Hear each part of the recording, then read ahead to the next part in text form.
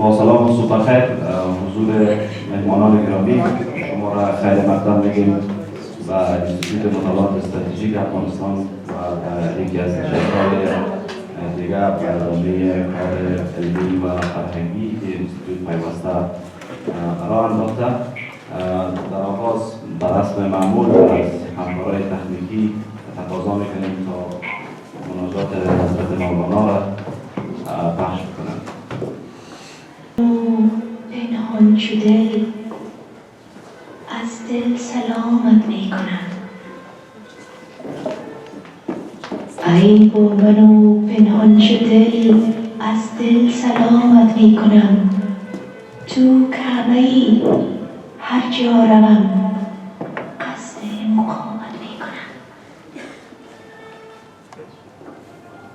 هر جا که هستی حاضری، از دور در ما ناظری. شب خانه روشن می شود چون یاد نامت می کنم.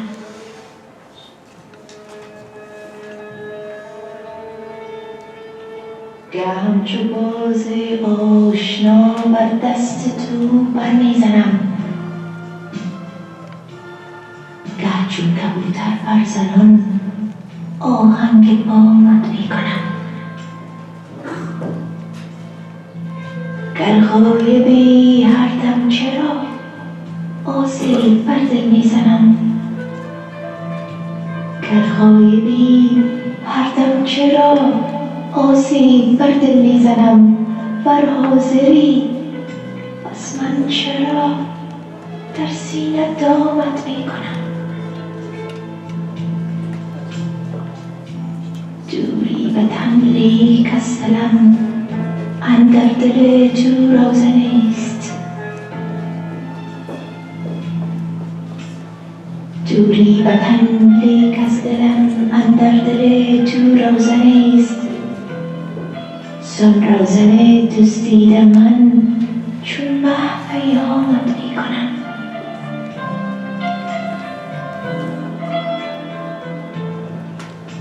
ای آفتاب از دور تو بر ما فرستی نور تو. ای جان المهجور تو جان را غلامت می کنم.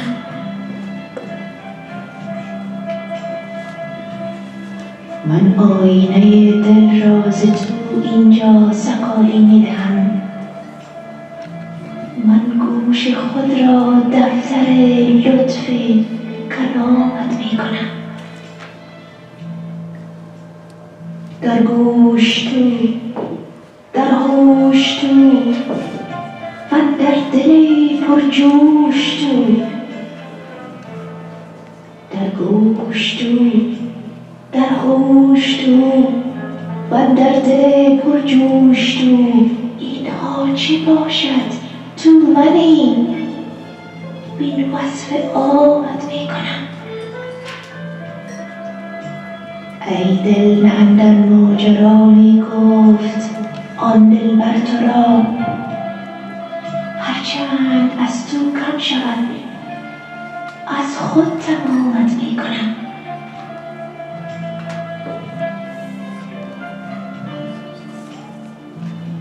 ای چاره در من چاره در، حیران شو و نظاره در.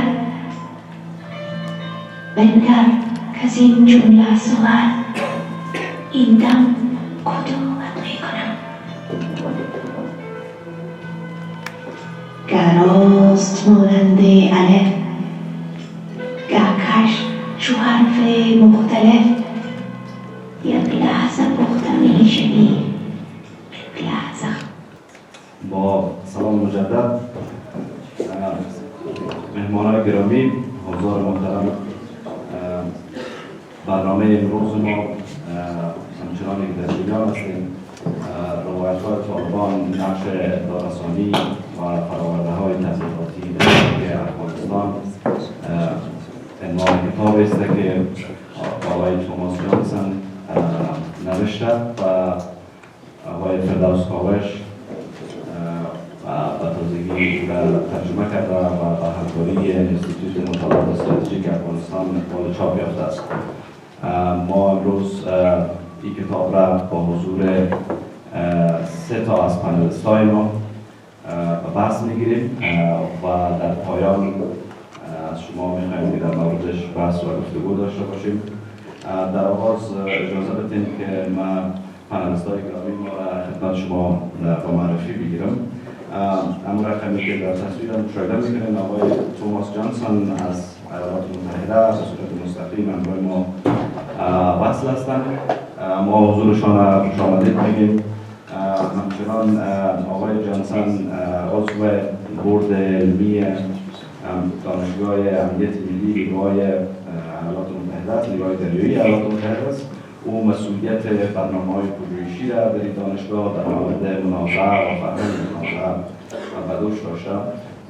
آقای جانسون در 3 دهه گذشته در مورد افغانستان و آسیای میانه کار و تحقیق کرده. او همزمان در آغاز جنگ ایالات متحده در برابر القاعده در سال 2001 مسئول تبلیغات و عملیات رسانی ارتش ایالات متحده در منطقه بود. همچنان آقای جانسون در حال حاضر پژوهشگر غیر مقیم انستیتوت مطالعات استراتژیک افغانستان هستند. پانلیست بعدی ما که به راست نشسته جناب دکتر امور شریفی هستند. آقای امور شریفی در حال حاضر رئیس انستیتوت مطالعات امریکایی افغانستان هستند. پی‌اچ‌دی خود را در ارتباطات به دست آوردیم و سالهای زیادی با افغانستان و با جامعه افغانستان از نزدیک کار کرده آشنایی دارند و در بخش‌های مختلف سمت‌های عمده را رابطه داشتیم. پانلیست دیگر ما آقای طالبان هستند که ما منتظرش هستیم تا لحظات بعد حضور پیدا میکنند و در سمت چپ ما آقای فردوس کاوش هستند، مترجم و همزمان معاون مدیر مسئول که به زودی انشاءالله مدیر مسئول روزنامه 8 صبح خواهد بودند و سالهای زیادی است در این روزنامه کار میکنند و ما با قلم و صدا و صحبتش آشنا هستیم. داریم که خوشبختانه یکی از کارهایی که یا در طول سالهایی که کار را آغاز کردیم با رسانه نه تنها به رسانه پرداختیم که کارهای علمی و اکادمیک محصولش هست که ما از جمله چند کتابی که اینا کار کردیم. رازهای القاعده است، سپاهی گمنام است و کتابی که در دست شماست و امروز سر صحبت میکنیم. ما با یادآوری چند مطلب بحث را آغاز میکنیم. اول تمام شما را خوش آمدید میگیم یک بار دیگه. ما فرصت سوال و جواب را در پایان گذاشتیم. حدود 30 دقیقه از تمام حضار میخوایم که در این جوابات زمانی خودشان را یاد بسازن. اگر ممکن باشد تلفن‌هایتان را خاموش بکنید تا ما از جریان صحبت اخلال نشده باشیم و در پایان چای قهوه‌ای که در نظر گرفته شده حتما خدمت شما میرسد. در آغاز از آقای جانسون میخوایم که صحبت‌های خود را آغاز بکنند. Mr. Johnson, can you hear us? Yes, I can hear you. Would you like me to start? Yes, thank you very much. I welcome you here at the discussion today at AISS. We already had a brief introduction and summary of what you have done in the past to our audiences here and distinguished guests. So I would like to hear about the book you wrote and what was the reasons you start working on this and how you see this especially for us in Afghanistan that dealing with all those you have mentioned in the book and for the way ahead, especially that we are fighting and we are at the same time pursuing a peace. Of course.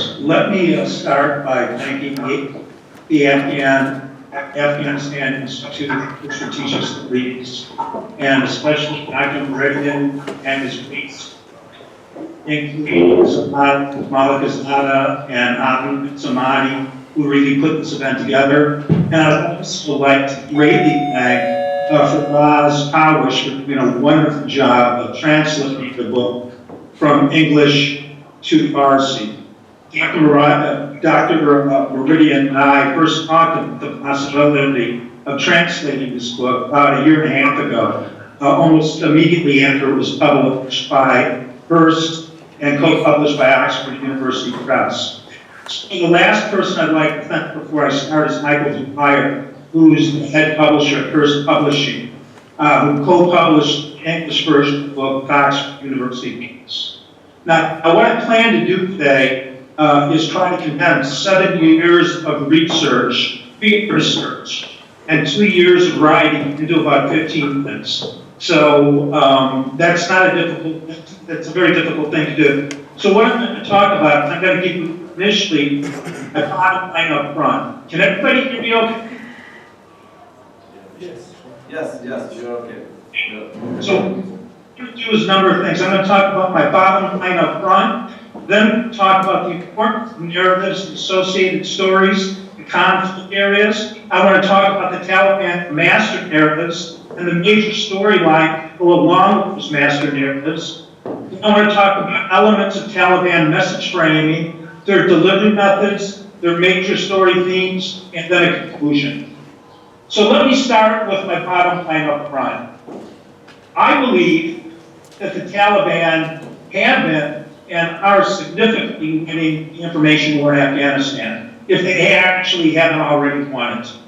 The United States and NATO certainly did not understand the fascinating nature, I believe, of the Taliban narratives and associated stories, rules, tunings. And the United States and NATO certainly didn't understand elements of Afghanistan's cultural communications that the Taliban obviously knew like the back of their hand. So the Taliban's fluency in Afghan cultural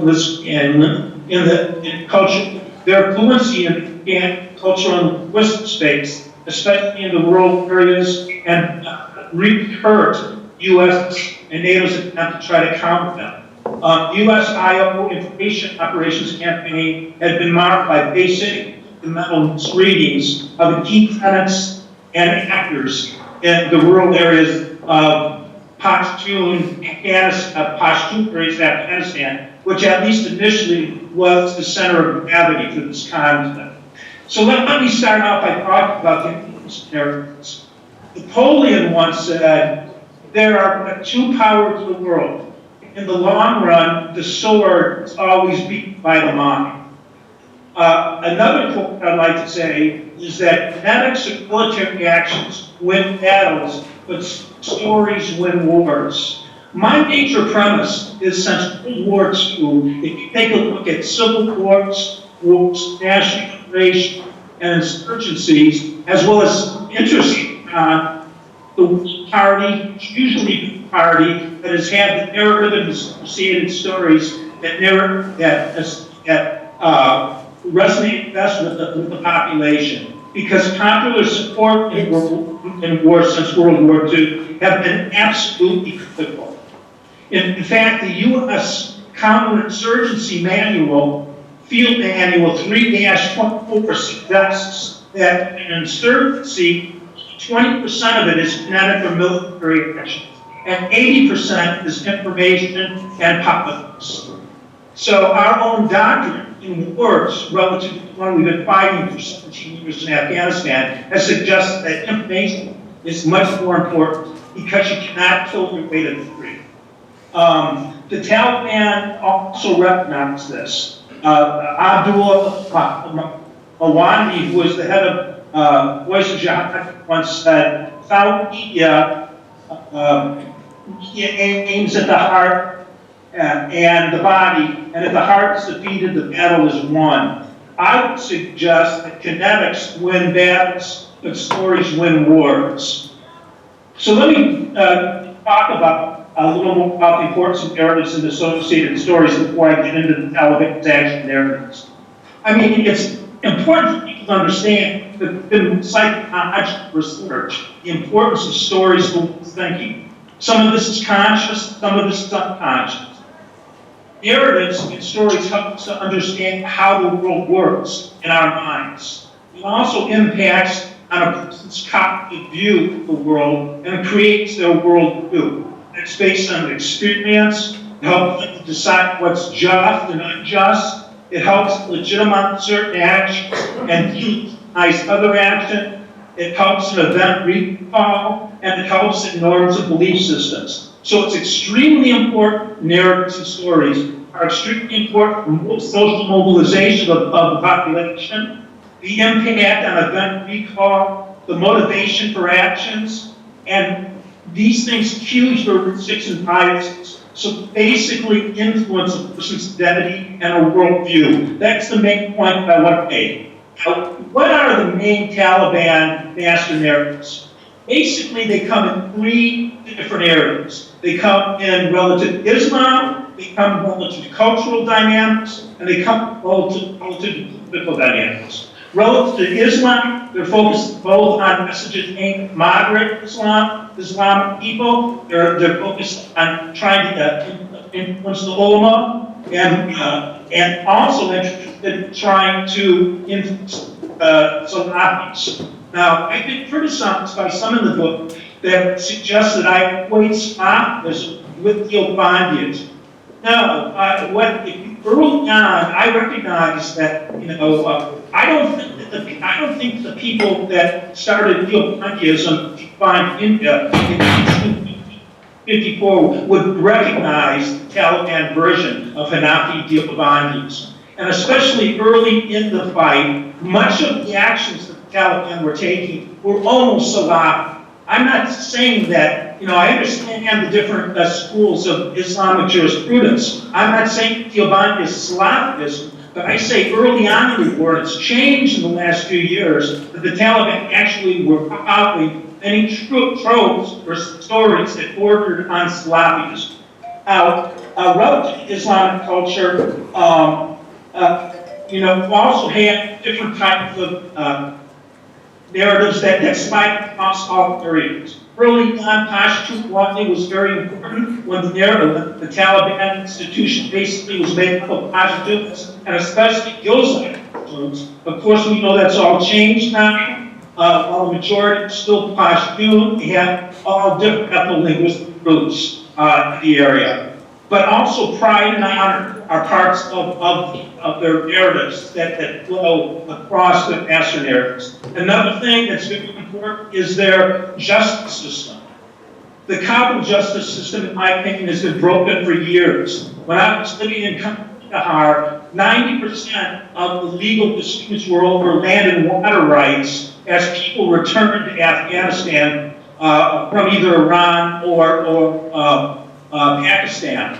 And that when they went to court in the Kabul justice system, it would usually take 6 to 8 months and then a lot of bribes to be able to get something done. But the Taliban brilliantly put together a justice system that businessmen in Kandahar, the least people that could ever be expected to support the Taliban, regularly use. So justice is another major narrative of their narrative. Also victimization. Victimization, talk more about how that works just for a few minutes. And finally, their complete opponent opposition to any type of foreign occupation.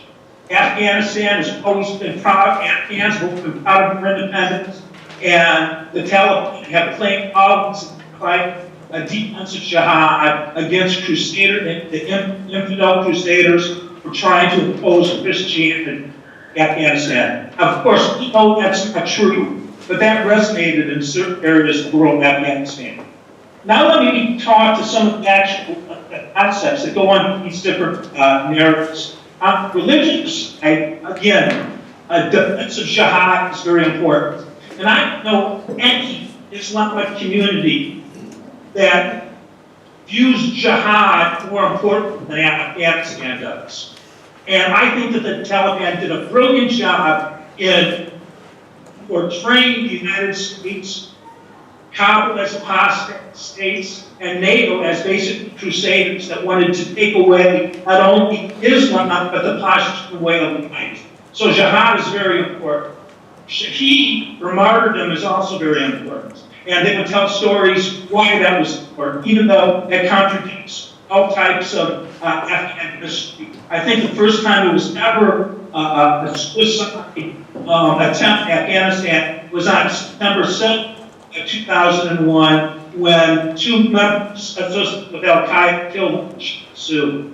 Of course, another one of the major religious concepts, Sharia law, and generally that the Islamic Emirate of Afghanistan. On the cultural concepts, Pashtun Wali history was extremely important, and they played on code Pashtuns, many of their stories that I analyzed. And also they played on pride and honor, resistance, independence, as I suggested earlier, justice, and also victimization. The political concept side, they played on nationalism, the collective memory of Afghans and defeating foreign powers, and of course, bringing back the Islamic effort of Afghanistan. Now, what are the elements of Taliban message framing? There are 4 critical things that the United States never understood. The Taliban, in framing their messages, the first is the critical role of the Afghan warrior poet.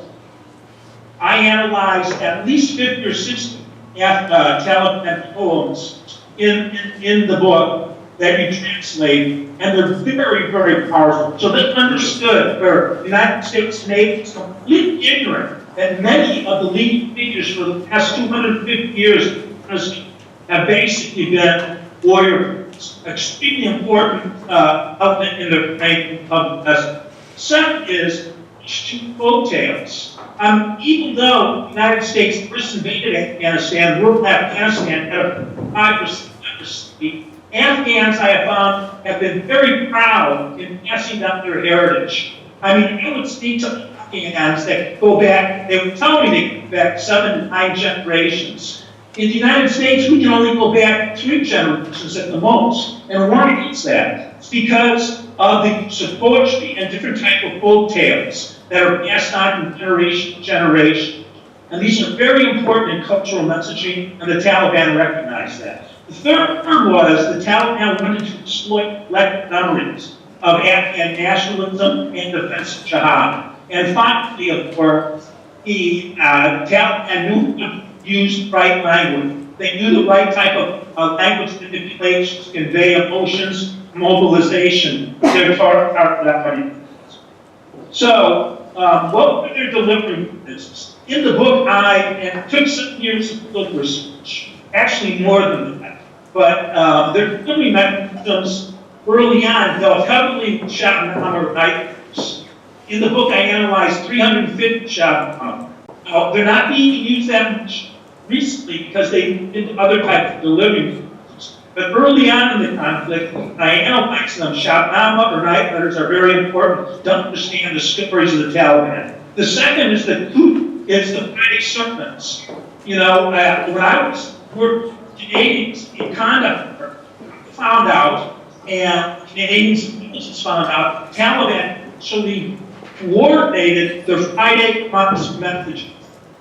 All of the Taliban mullah speaking us for coordinating the message. So, you know, this is very important for Friday sermons. Of course, basic interactions. Some of this was good basic interactions. Much of the Taliban narratives, stories, and also were intimidation. Let's have a question about it. I can be more involved in that question and answer if you'd like. Talked about poetry, extremely important in the messaging. And I read their poetry, and it's absolutely brilliant. And if you don't, I really ask you to read it and see how brilliant it is, especially in trying to influence world people. The next area that I analyzed were also Tiranas. As you know, Tiranas are basically poetic chants. I heard a lot of these when I was living in Kandahar and up in Arghandab. You know, I go out for picnics when Pashtuns, when the Afghans would take picnics, and different people would start chanting Quranas with drums and backgrounds. The Taliban never were against music. They were orchestrated music. They always used drums. And then the Taliban turned to the internet, and they have a very sophisticated website. Their main website is presented in both English, so that this is on international levels. It's in Arabic, it focuses on the Middle East, and it's also Urdu and Pashto and Arabic. So the website has become extremely sophisticated. And in the last 7 or 8 years also, their social media presence has been extremely important. Second edition of my book, I expand my analysis of their use of both Facebook and Twitter. They also use DVDs. I would go into the music store in Kandahar, and their DVDs and their Tiranas on them were for sale, and also some of their videos. They also use radio messaging very, very well. And finally, I had since found out that this wasn't very difficult to do. But in 2009, they were actually sending text messages every week up to China. And I thought this was something technically very sophisticated. I've since found out that they were literally sending text messages to everybody that had a cell phone in Kandahar. Now, many of the people could not read them, but to think of the Taliban doing that is quite interesting, quite sophisticated. So let me talk a little about the major story that the Taliban had. And I know I don't have a lot of time, so I'll go through these fairly quick. Again, they portray their stories as the United States, NATO, as well as Congress, was fighting a war against Islam. And the war against Islam was being conducted by infidel individuals. They also have numerous stories about victories and most of these are exaggerated, but they're still very effective. They use their lahaya, or their code of conduct, also as an information operation.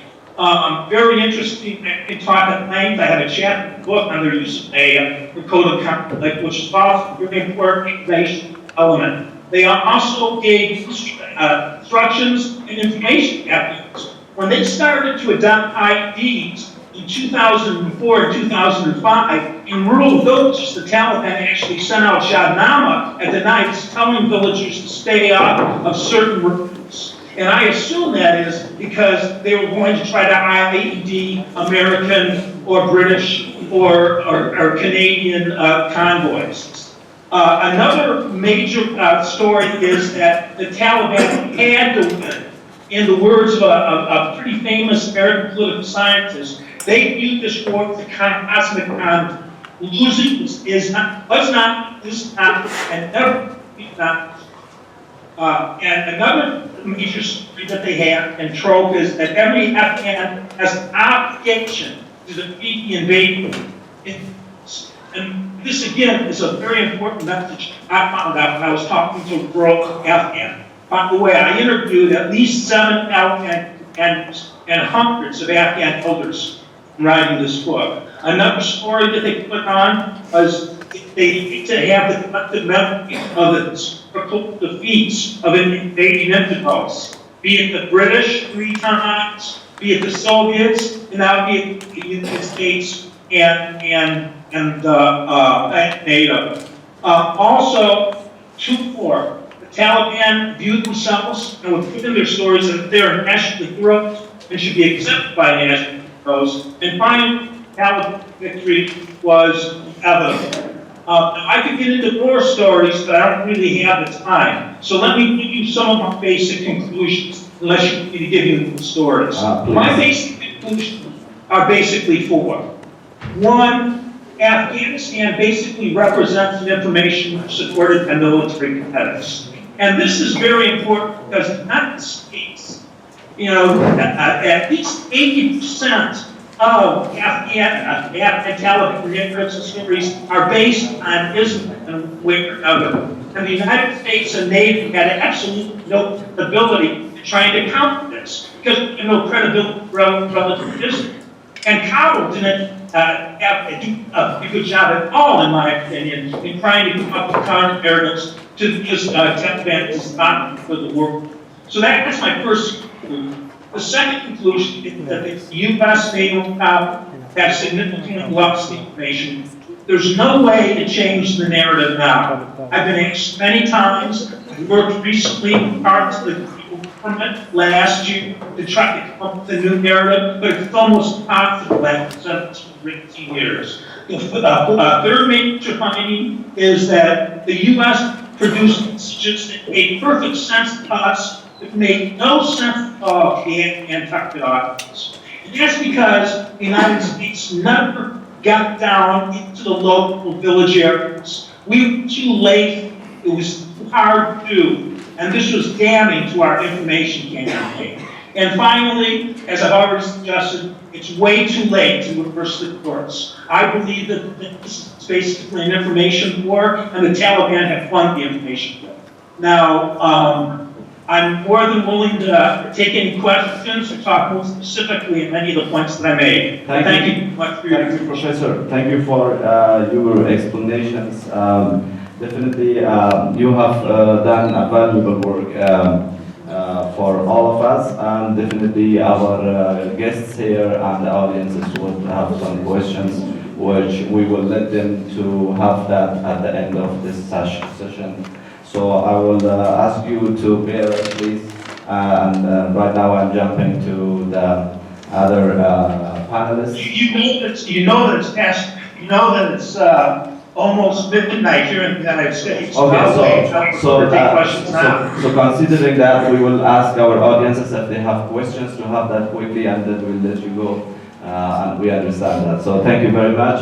And اگر مهمانای عزیز ما سوال داشته باشن میشه مستقیما از تا ما 5 دقیقه فرصت داره. Can you hear me, Professor? I can barely hear you. Can you hear me now? Yes, I can. Okay. Thank you very much for the explanations. My question, as you said, that the Taliban have won the information war, and nowadays we can see, especially with regards to the recent talks between the Taliban and the U.S. Officials, we can see a very increased kind of legitimacy of the Taliban around the world. The talks in Doha and Moscow and their recent trip to China.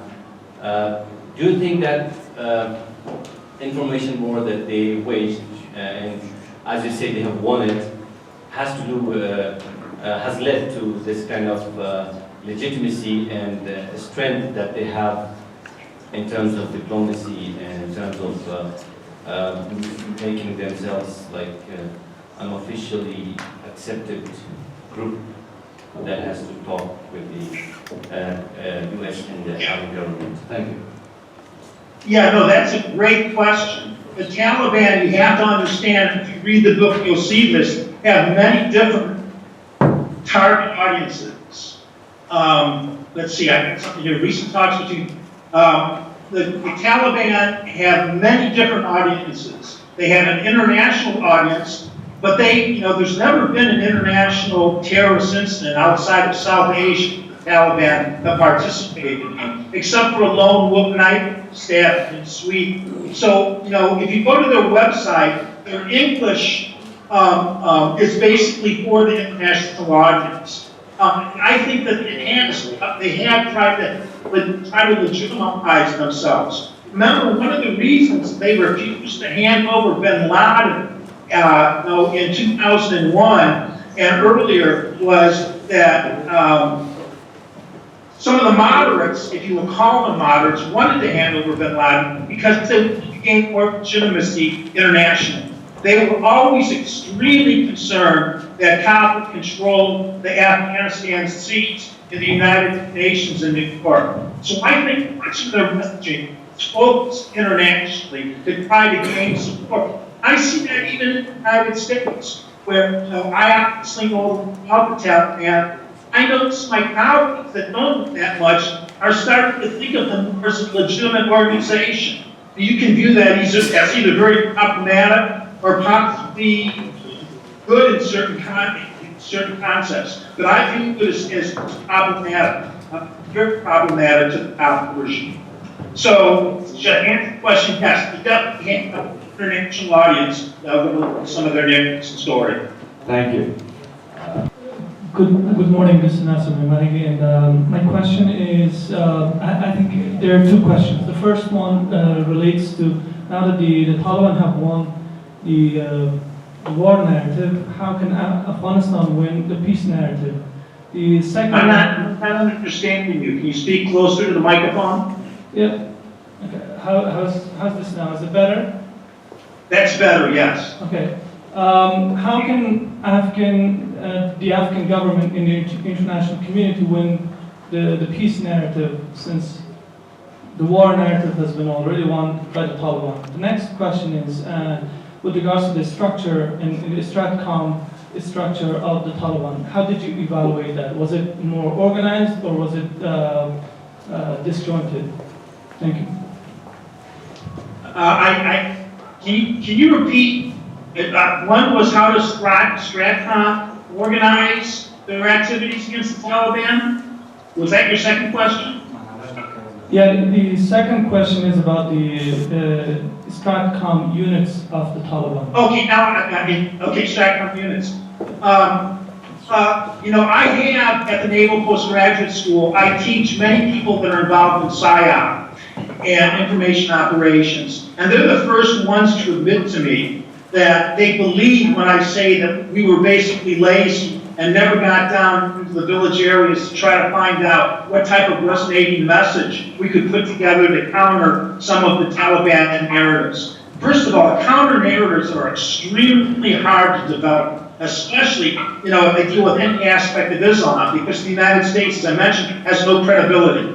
So Stratcom has suggested to me, or at least students that have worked for Stratcom have recognized the problems they've had, and also when we have a bureaucracy that's difficult to respond immediately to the Taliban. The Taliban, about 10 or 12 years ago, made a decision that relative to major combat events, they were going to try to get out messages within 12 hours. And the United States came back and said, we're going to try to follow that.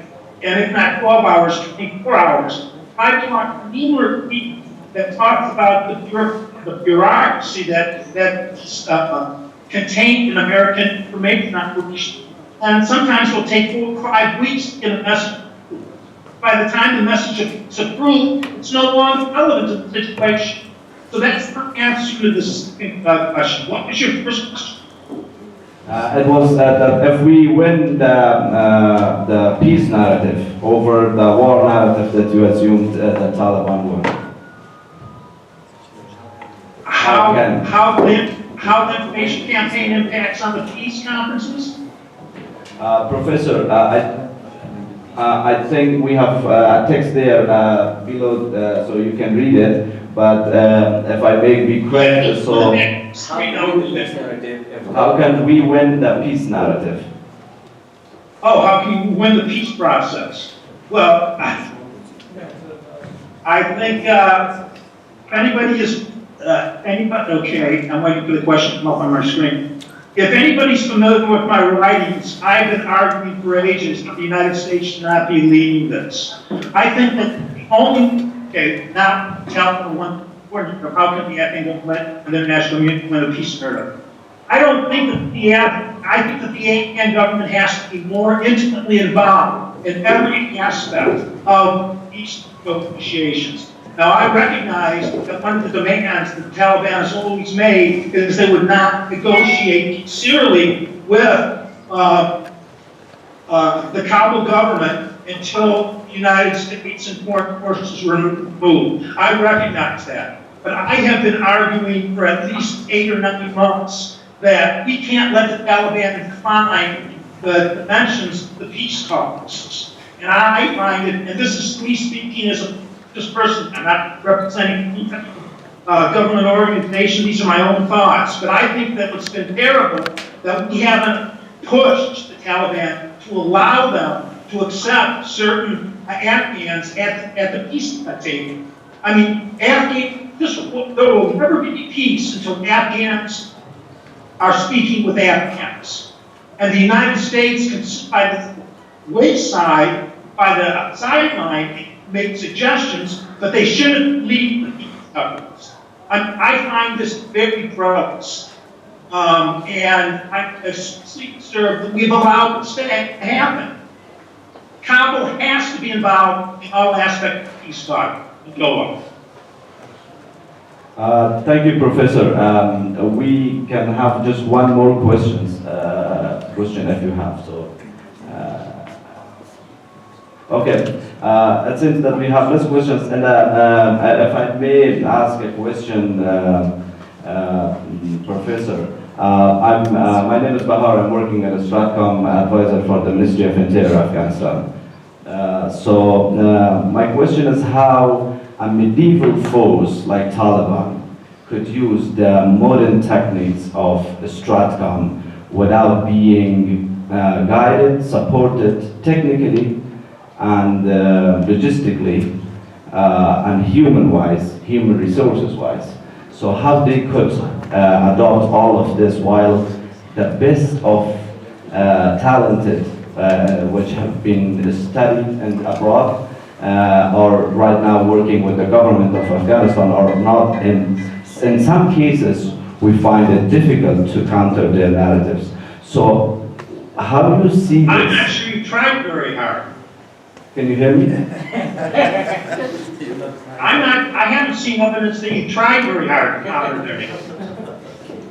All right, so if I may have understood, so my main point was that how they could do it. Well, let me tell you, I think that you're making a mistake thinking that especially the strategic Taliban leaders are a medieval force. I think they're much more sophisticated than that. I'm not a Taliban supporter, but when they studied Mao, they've studied insurgency. They know a lot. I mean, they're not the Taliban of 2019 is not the Taliban of 2006, where Omar was keeping the entire treasury underneath his bed in Kandahar, and that the Shia that controlled Kabul had 5 people that none of which didn't speak Dari. So I think that you're really kidding yourself.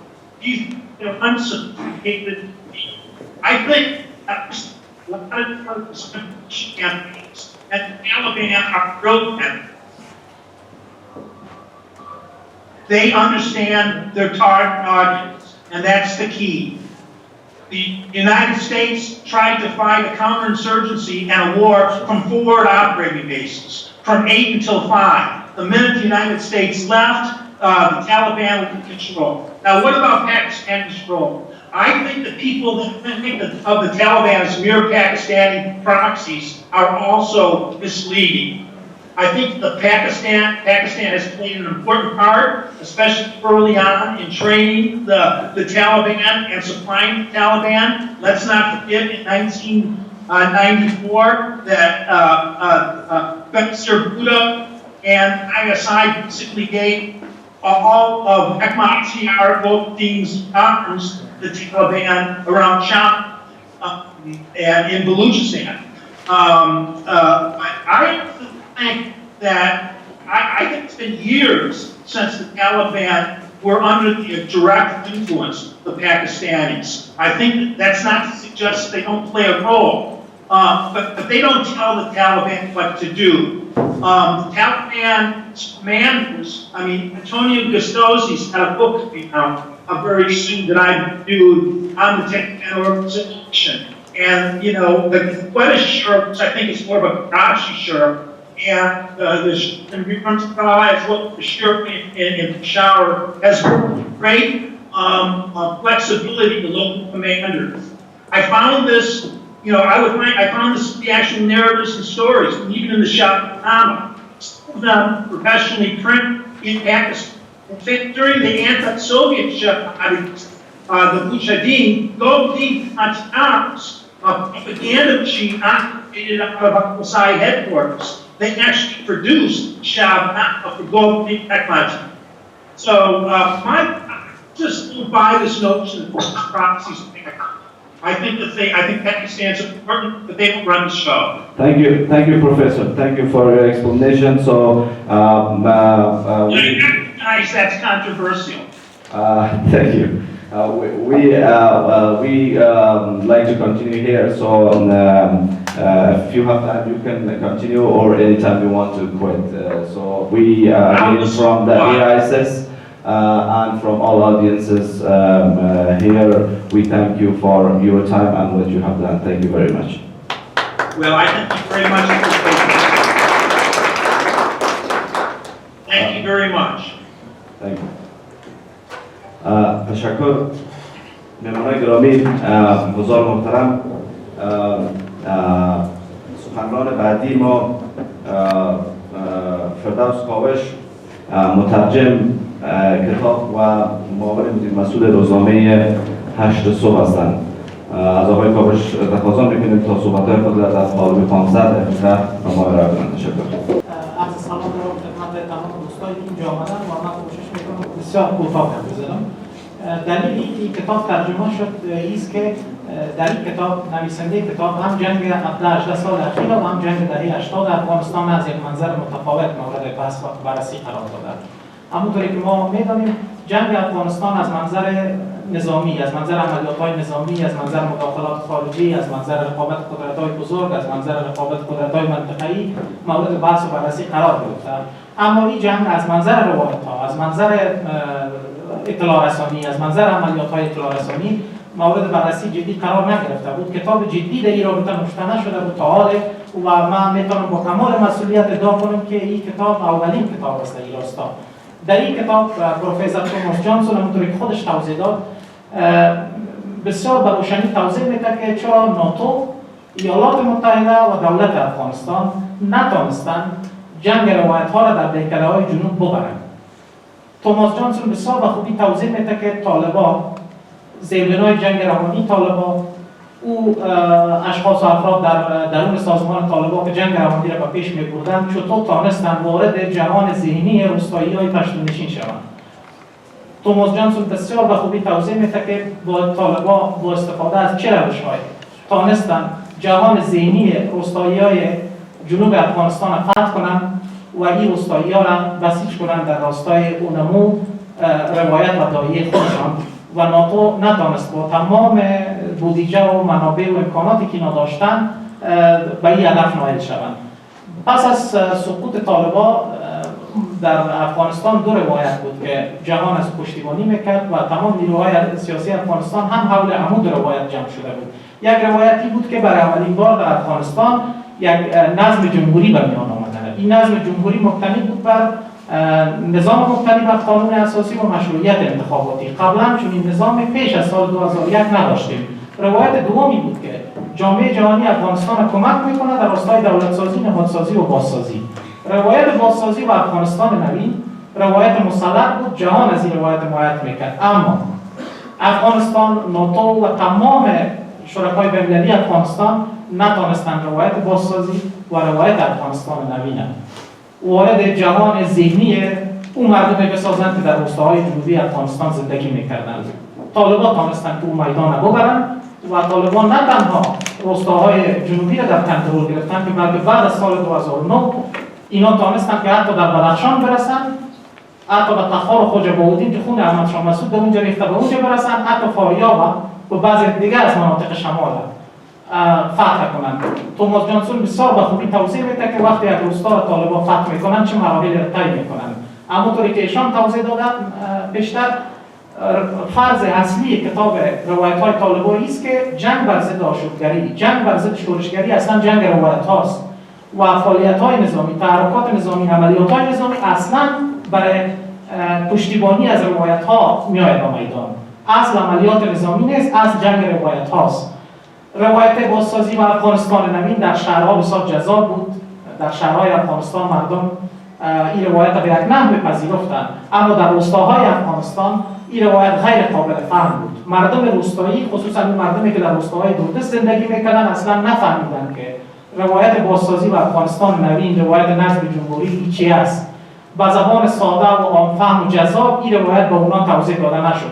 طالبان نه تنها روایت خود با زبان ساده، جذاب و قابل فهم در روستایی ها توضیح دادن، بلکه طالبان از اون ژانرها و ابزارهایی هم استفاده کردند که مردم روستایی با او بسیار مانوس بودند. مثلا شعر یک ژانری است که بسیار محبوب است در افغانستان و در این مجلس شاعران هستند میدانند بسیار به خودی موضوع را. شعر بسیار ژانر محبوب است. کتاب‌های تاریخ نشان میده که افکار سیاسی، افکار صوفیانه، افکار مذهبی به این دلیل در افغانستان زیرنشین شده، جامعه پذیر شده، اجتماعی شده که از طریق ژانر شعر به خود مردم داده شده. مثلا بسیاری از احکام عبادی وقتی 5 کتاب بخوانیم در قالب شعر توضیح داده میشه. طالبان از شعر برای رساندن روایتشان به روستایی‌ها استفاده کردن. شما می‌دانید که در روستاها فرهنگ شفاهی حاکم است. وقتی که با وزن و قافیه و کم جذاب شعر بسازیم، مردم روستایی رو حفظ میکنه و هر لحظه اون رو تکرار میکنه. از ترانه تانستن اینا استفاده کنند. جانسون توضیح میده در فصل ترانه‌های کتاب که ترانه‌های طالبی در آغاز در جنوب ژانری بود که صوفیایی استفاده میکردن و بعد طالبان بسیار تانستن بسیار ماهرانه این ژانر در راستای اهداف ایدئولوژیک خود استفاده کنند. ابزار دیگه که طالبان از اون استفاده کردن شبنامه بود. جانسون به نقل از یکی از مورخ‌های آمریکایی توضیح میده که شبنامه بسیار یک وسیله شناخته شده است در روستاهای افغانستان و مردم با این آشنا هستند. طالبان بسیار ماهرانه از شبنامه استفاده کردند برای رساندن روایتشان. از شبنامه در جنگ دهه 80 بسیار ماهرانه استفاده شد و در اون زمان شوروی و نیروهایی که اون زمان متحد شوروی بودند نتوانستند که از این استفاده کنند. تمام بحث جانسون همین مسائل است و در این کتاب با توجه به اینمی اطلاعات جانسون نتیجه گرفته که ناتو و افغانستان هر دو جنگ روایت‌ها را در روستاها و طالبان باختن. توضیح میده که عملیات‌های نظامی را در افغانستان نباختن ناتو، ولی جنگ روایت‌ها را باختن. طالبان تانستن در روستاها ذهنیت‌ها را اشغال کنند و به همین دلیل ما امروز رسیدیم به اینجا. بحث جانسون است که تو هم نبوده که طالبان هیچ آسیب‌پذیری نداشته باشند در جنگ روایت‌ها. یکی از آسیب‌پذیری‌های عمده طالبان همونطور که جانسون توضیح داده عملات انتحاری است. در عملات انتحاری از تعداد بیشماری از انسان‌های بیگناه و قتل می‌رسد. از یک آسیب‌پذیری دیگه از او همونطور که خود ایشان توضیح دادن وابستگیشان به پاکستان است.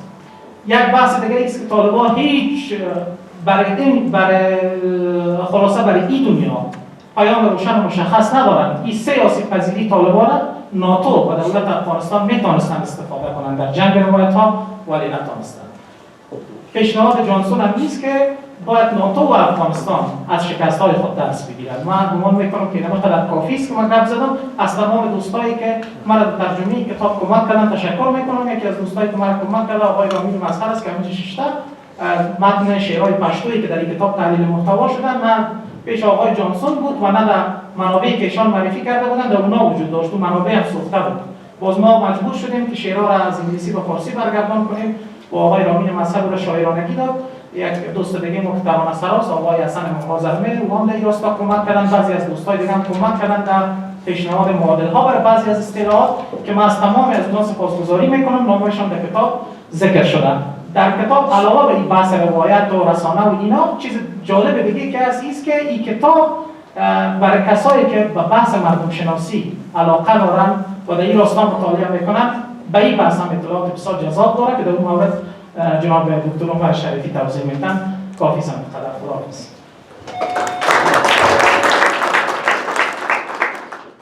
ملک زاده صاحب برای پروفسور بگو میتونم که کنم مسئولش کنم این صدا رو فکر میکنم نفهمیده خب اگر علاقه دارم میتونم. تشکر کاوی صاحب. بدون شک این کتاب همه ما مطالعه خود کردیم. البته این آغازش خودت کردی و امیدوارستیم ما که این بخش کار میکنیم بتانیم این همین بحث ادامه بدیم که بیشتری در این زمانه داشته باشیم تا فهم ما هم بلاسیری فهم عملی از کار دشمن برای شناخت دشمن بیشتر شود. تشکر. پانلیست بعدی ما دکتر عمر شریفی است، رئیس انستیتوت انستیتوت آمریکایی مطالعات افغانستان که بحث روایت های طالبان را از یک منظر دیگر انسان شناسی و مردم شناسی باشه برش میبینن و ما میتونستیم تا در پایان صحبتهایشان توضیحات لازم و فهم لازم نسبت به چرا گروه طالبان تانسته از فرهنگ حاکم در افغانستان خصوصا در روستاهای افغانستان به نفعشان در ایجاد و ترویج روایت طالبانی استفاده بکنند و سود ببرند دیگر در ما از منظر توضیح میدن. تشکر دکتر صاحب، فرصت خدمت شماست. 15 دقیقه وقت دارید. بسیار تشکر. بعضی طالبایی که مثلا رسول طالبان چرا بردن و چرا باختن و آیا بردن جنگ یا در حال بردن رسول در حال باختن رسول. من فکر کنم که همین خود تمام بحث این طالبان در جنگ بودن داشتن یا جنگ رو بردن خودش یک مسئله است که ضرورت داره که بسیار سرش باید بحث شود سر مسائل در مطرح شود.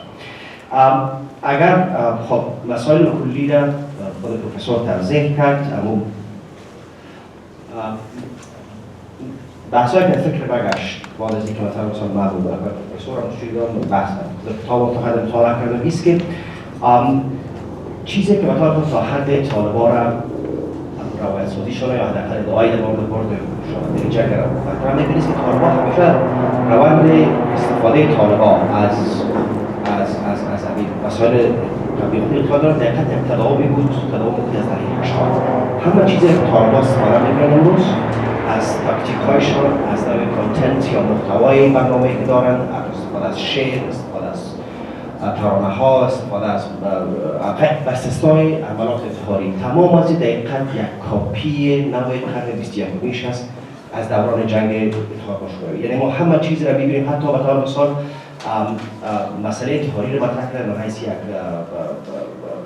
حیث یک پیدا با طالبان یک واقعی یک مسئله نو هست، اما ما می‌بینیم که ریشه ها و مثلا هسته توجیه عملیات خشونتبار و اتحادی در دهه 90 تا دهه 80 دوران جنگ اتحاد شوروی مطرح شد. اگر ما تمام روایت‌های فولکلور افغانستان رو ببینیم، تمام تاریخ افغانستان از دید فولکلوریک مطالعه کنیم یا از دید آنتروپولوژیکش ببینیم، ما تا قبل از دهه 80 هیچ قهرمانی نداشتیم که شهید بوده باشد. اصلا کانسپت شهادت به حیث یک فاکتوری که به اصطلاح قهرمان سازی کنه در تمام جنگ‌های افغان انگلیس این مطرح نبوده. همیشه ما تمام کسایی که من سرودها مطرح میشن، اگر در شعر است، اگر در ترانه‌های دوران هست، تمامش قاضی فلانی هست، قاضی فلانی، قاضی محمد جان خان هست، قاضی اکبر خان هست، قاضی مجید خان هست، قاضی ایوب خان هست. یعنی در فرهنگ افغانی بحث مردن همیشه چی نبوده و این اولین بار در سالهای 81 تا 82 میلادی ما می‌بینیم که مثلا مجله جمعیت اسلامی وجود آورد و نشریات که حزب اسلامی مثلا وجود آورد و اولین بار به شکل می‌بینیم که چهره‌های شهیدا در گل‌ها مطرح میشه، شعرها بیان سروده میشه و اساساً و مفهوم شهید از کسی که باخته جنگ، چون افغان همیشه در از لحاظ فرهنگی توجه شده به برنده شدن داشته، همیشه با کسی که زنده است با برنده شده یا کسی که شهید شده ترجیح می‌دادند. اگر تاریخ فولکلور ما ببینیم ما ببینیم که بین دهه مثلا 1942 و بعد این تا حد زیاد مثلا با اساسا عادی سازی شد در فولکلور ما و این طالبان بعد از مخصوصا بعد از سال 2003 و 2004 زمانی که دستگاه ارتباطی پاکستان یا ارتباطات دوباره سازماندهی کرد و به جان افغانستان داد، ما ببینیم که از این به حد بسیار گسترده‌اش استفاده شد. مسئله دیگه که من فکر کنم پروفسور کتاب ذکر نکرده این مورد اینه که یا ما طالبان تنها در حوزه افغانستان و محدود در حوزه پشتون افغانستان مطالعه می‌کنیم. در حالی که انکشاف طالبان در اول مصر بعد از سال 2002-2003 که در افغانستان می‌بینیم همیشه پیوند نزدیک داشته با وقایعی که در دیگر قسمت‌های جهان اسلام صورت می‌گرفته. مثلا استفاده تاکتیکی تغییر تاکتیک‌های طالبان زیاد مثلا می‌تونن ایران پیشه‌یابی کنن و تغییراتی که مثلا بعد جنگ عراق تا وجود آمد مثلا القاعده و بعد از داعش یا نحوی که مثلا سوریا و خاطر تبلیغات استفاده کردن یا بلکه شیوه‌های جنگی رو تغییر دادن طالبان تا حد زیاد هم از ما متأثر بودن و هم بسیار زیاد از شیوه‌های تبلیغاتیشون از کارشون تغییر دادن. یعنی با وجود که طالبان هدفشون روستایی پشتون بود ولی روستایی پشتون ما یا روستایی فاریابی ما یا جوزجانی ما برخلاف از اینکه مثلا بسیار جا در غربی فکر می‌کنن که مردم پس‌رفته هستند، مردم هستن که مثلا با دنیا ارتباط ندارن، در دنیای مادی زندگی می‌کنن، ولی فراموش نکنیم که بعد از 30 سال جنگ تمام افغان‌ها فکر کنم در هر روستایی که باشن همیشه با رادیو گوش می‌کنن، همیشه از احوال دنیا با خبر هستند.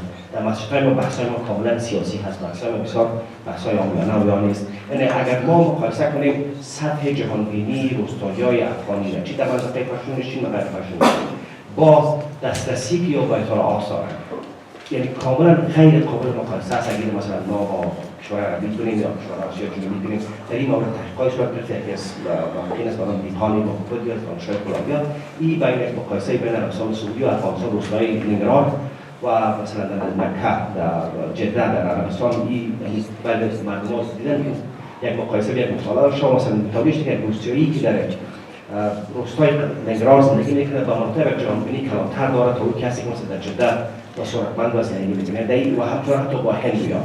یعنی بنابراین ما وقت با فکر میکنیم که با یک موجودات بسیار گویا دستخورده در افغانستان موجود هستیم، ولی تصور ما است که روستای افغانستان یک روستایی است که بسیار یک فکر بلند و یک پیچیدگی فکری خود دارد در این حوزه فرهنگی خودش او را تصمیم میگیره و در از پیچیدگی‌های فکری برخوردار است.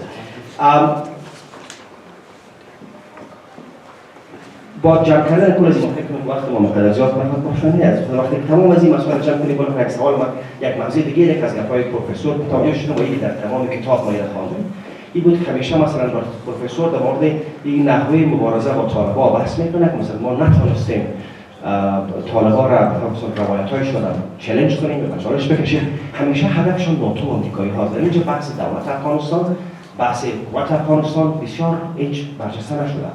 مثلا این وظیفه همیشه مثلا یک دید غربی یا دید امریکایی در مورد نحوه برخورد با طالبان داشته که دقت یا زیادتر مسئولیت وظیفه خود فکر نمی‌کردن و این یک مسئله هست که مثلا اگر در روند دولت‌سازی بعد از سال 2001 ما در افغانستان ببینیم که دولت افغانستان مثلا بعد از 2004 شکل گرفت ما ببینیم که اختیاراتشان در عرصه خدمت‌رسانی بسیار کم است.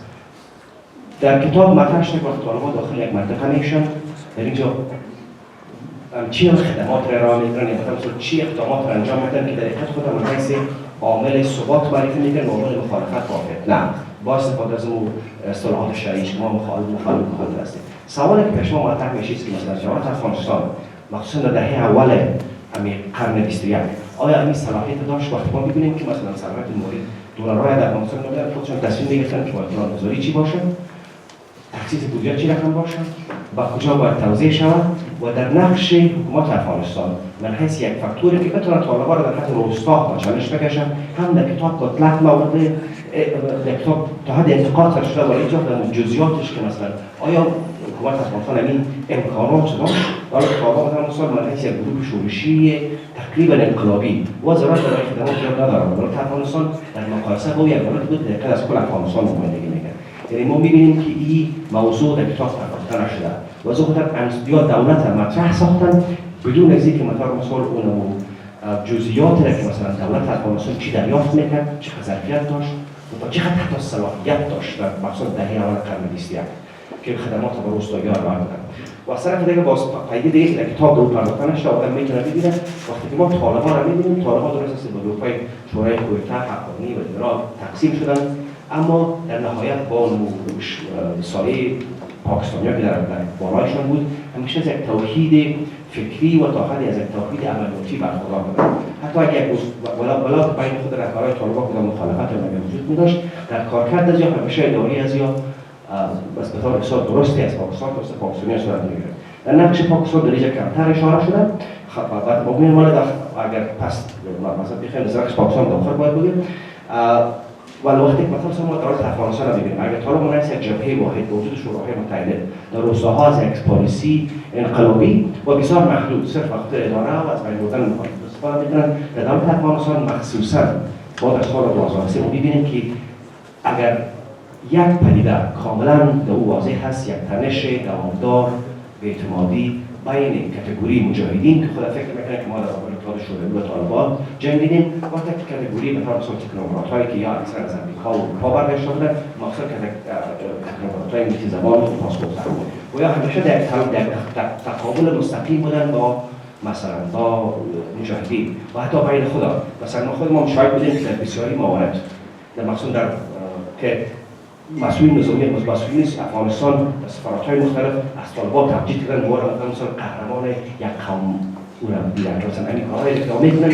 این یک کار قهرمانی است یعنی من فکر نکنم که تا فکر مبارزه با طالبان تا حداقل تا دهه دوم قرن 21 در مورد در دولت افغانستان شکل گرفته بود. بسیار به حالت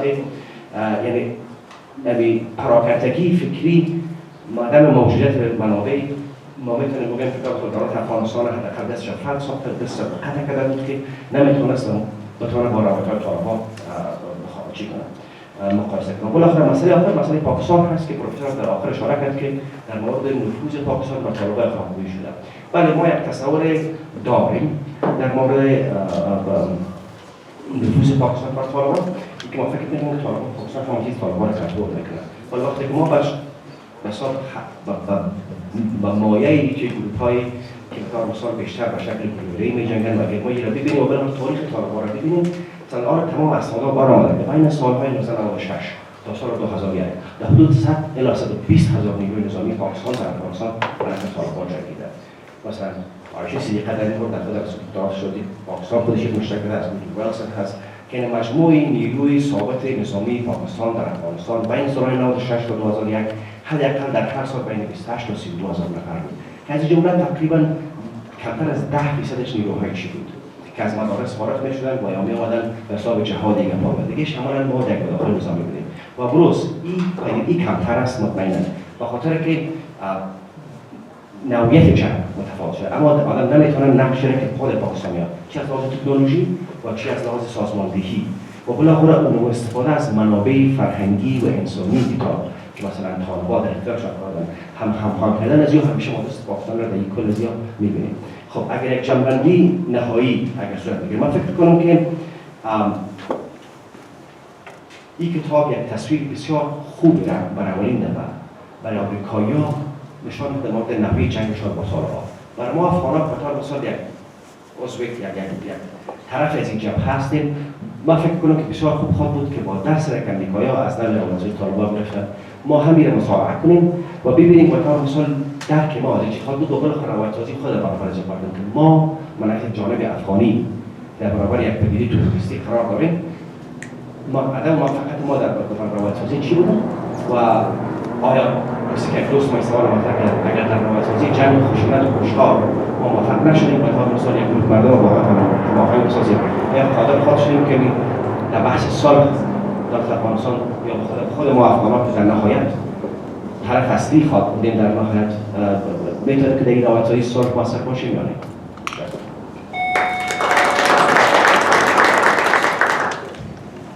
دکتر صاحب بسیار تشکر از توضیحات شما.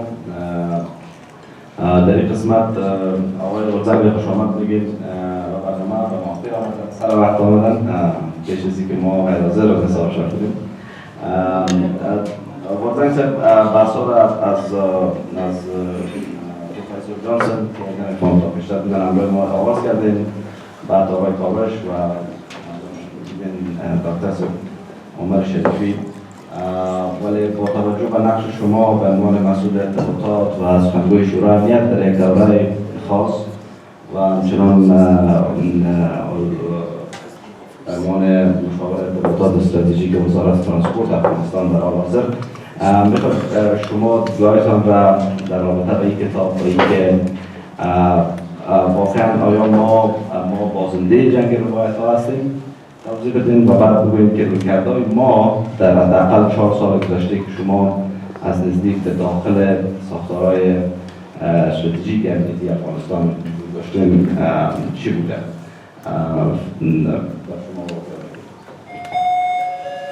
بسم الله الرحمن الرحیم. جناب پروفسور دکتر استاد در افغانستان در بهرنی چارو خانه وزیر و ملی امنیت خانه سلاکار درنو مشران پنل درنو بڑو السلام علیکم. موال میں ډیر وزیر منی جنا وخت راورسته ما وخت لای د توجیه ورنه چې تاسو وایي منتابت وخت وای او امید دې چې پاینده کوپریشن چې د مجلس په مینوټونو کې د ټولو دوستانو نظریات په مشخص ډول ولوستل شو. همدارنګه اجازه راکړئ چې د افغانستان د استراتژیکو مطالعاتو انستیتوت له درنو مسؤلانو د زړه له کومې مننه وکړم چې همیشه د افغانستان د ملي مسایلو سره پر تړلو موضوعاتو با معنا پر محتوا او د ستایلو مننې وړ بحثونه رامنځته کړي او مسایل په ژوره علمي توګه په بې پرېتوب څېړلي دي. همدارنګه د وطن د پیاوړي لیکوال، څېړونکي او خبریال ښاغلي فردوس کاوش څخه هم مننه کوم چې د ځانګړې ځیرکتیا او وړتیا پر بنسټ کې د دې کتاب ژباړې ته کار ویلی او زموږ د ملت پر وړاندې د جاري جګړې یوه اړخ د جګړه ییزو روایتونو، مشروعیتونو او توجیهاتو ابعاد یې زموږ په ښکلې ملي ژبه فارسي کې واضح کړي. د کتاب لیکوال هم مننه چې پر هغه موضوعاتو لیکل چې پر هغه موضوع یې لیکل کړي چې تر اوسه کم پرې غږېدلي او خبر. دا کتاب زموږ د ملي تبلیغاتي دستګاه لپاره د دې لحاظه ارزښتمند دی چې تر اوسه د روانې جګړې د دواړو لوریو پر استدلال خورا ډېر بحثونه شوي او د دواړو طرفونو سلامتي او ملامتي هم مشخصه شوې ده. خو لا هم دواړو لوریو د خپلو جګړیزو تاثیراتو او ترجیحاتو څرنګوالی هغه حد ته نه دی رسولی چې بل لوری پرې په بشپړه توګه مات. زما په نظر د افغان جګړې روایت جوړونکي متفکر مغزونه په دې نه دي توانېدلي چې د حقیقت، چې د حقانیت، مشروعیت او استدلال داسې وضعیت ته ورسېږي چې د جګړې د انساني عناصرو لپاره د بشپړ مورال، ترغیب او بسیج مناسب پیغام وړاندې کړي. زه له فرصت څخه په استفادې غواړم یادونه وکړم چې په راتلونکو څو اونیو کې به د خبري کاوش په ترجمه زما بشپړ یادښتونه او څرګندونې په 8 صبح ورځپاڼه کې خپاره شي. خو دلته غواړم څو هغو ټکو ته اشاره وکړم چې د روانې 18 کلنې جګړې او تر هغه مخکې د طالبانو د راپیدا کېدو او فرضیدو په بهیر کې د طالبانو او افغان حکومتونو د جګړه ییزو روایتونو ترمنځ تضادونه، تناقضونه او تر ټولو مهمه یوه او بل د مشروعیت چلنجول تشریح کوي. هغه مهال چې د کویټې له هوارو دښتو د افغان وطن پر لور د سپینو جامو او تورو پټکیو لرونکو سړیو توپان را روان شو، د نویمې داسې مننه کوم همیشه یې داسې علمي مجالس جوړ کړي دي، ډېره زیاته مننه. او بهتره به دا وایي چې مخکې د دې مجلس نه دغه د کتاب یو کتاب سره شریکه شوې وای، که مثلا هغه کتاب مو لوستلی وای، بیا په فکر نظر ورکړی وای، ډېر به ښه وای او پوښتنې مطرح کړې وای. په هر صورت زه نه غواړم زما د خبرو ډېرې بعضې نقطو ته ملګرو اشاره وکړه، هغه تفصیل ته نه ځم. په منتها زه خپله د جانسون هغه هڅه چې کړې ده دا زه خپله ستایم چې ځینو مهمو نقاطو ته اشاره کړې ده چې طالبان ولې کامیاب دي. رښتیا هم طالبانو هغه شیوه اختیار کړې ده چې هغه حکومت په دې هیڅ کې پاتې راغلی. خو یو شی چې ما په دې کې ملاحظه کړه هغه دا ده چې دوی اجزاو ته اشاره کړې ده چې طالبانو په کومو وسایلو باندې د خپل روایت، د خپل ذهنیت سره خیر کړې ده. لیکن اصلي موضوع ته اشاره ونه کړله چې ویل امریکایان د افغانستان د عقیدې او د افغانستان د کلتور احترام نه ده کړی او په دې اساس باندې د افغانستان ملت مسلمان ملت د همدا اشتباه هر جماعت شوروي هم کړی وه. شورویان هم چې شکست وخوړ، هلته خو طالب هم نه وو، هلته خو نور داسې القاعده هم نه وي. لیکن دوی واله سره د افغانستان د خلکو په عقایدو باندې شروع وکړه، د اسلام په ضد باندې دا کارونه پیل کړل. همدا اشتباه خپله امریکایانو ترسره کړه. مثلا په بګرام کې قرآن کریم توهیني دي، قرآن کریم راغورځي او په سترګو کې به په نشراتو کې هم وایي چې قرآن کریم توهین شوی دی. د افغانستان ملت هر څه مني چې د قرآن توهین نه وایي. مشخص ببخشید اگر محور ادبی صحبت وقت دارم کم یعنی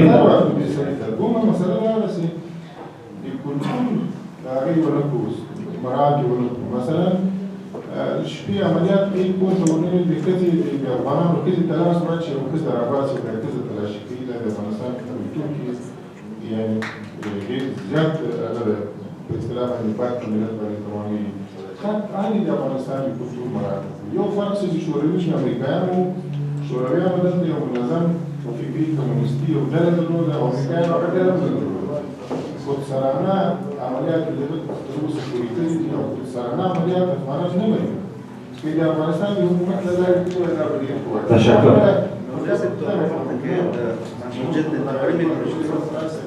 زه وایم چې آیا جناب شریفي صاحب ته وایم آیا دغه تبلیغات یا دغه ذهنیت سازي چې طالب کړې ده دغه جناب ته موږ مثال اشاره کړې وای د جانسون روایت ته اشاره کړې وای چې د عقیدې مراد طالب کړی د هغوی جهاد ته مشروعیت ورکړی او دې حکومت خپل حکومت مشروعیت نه ورکړی لهذا اساسي خبرې دا وه د عقیدې لحاظ کړی د خلک مسلمان نه کړی. اوس زما سوال دا ده چې آیا دا ټول مشکلات چې طالبانو رامنځته کړي وو په افغانستان کې د دې حل یوازینۍ لار دا ده چې د انحصاري وشي او که د حکومت او امریکایانو نور هم څه کولی شي. تشکر. بسیار تشکر. بسیار امریکایانو مسئله که مهمه مسئله خودکفایي ده او امریکا په دې مسئله کې د افغانستان د خودکفایي استاد زیادی میخوام صحبت کنم به حد که به شما وقت داده شد. تشکر جناب استاد.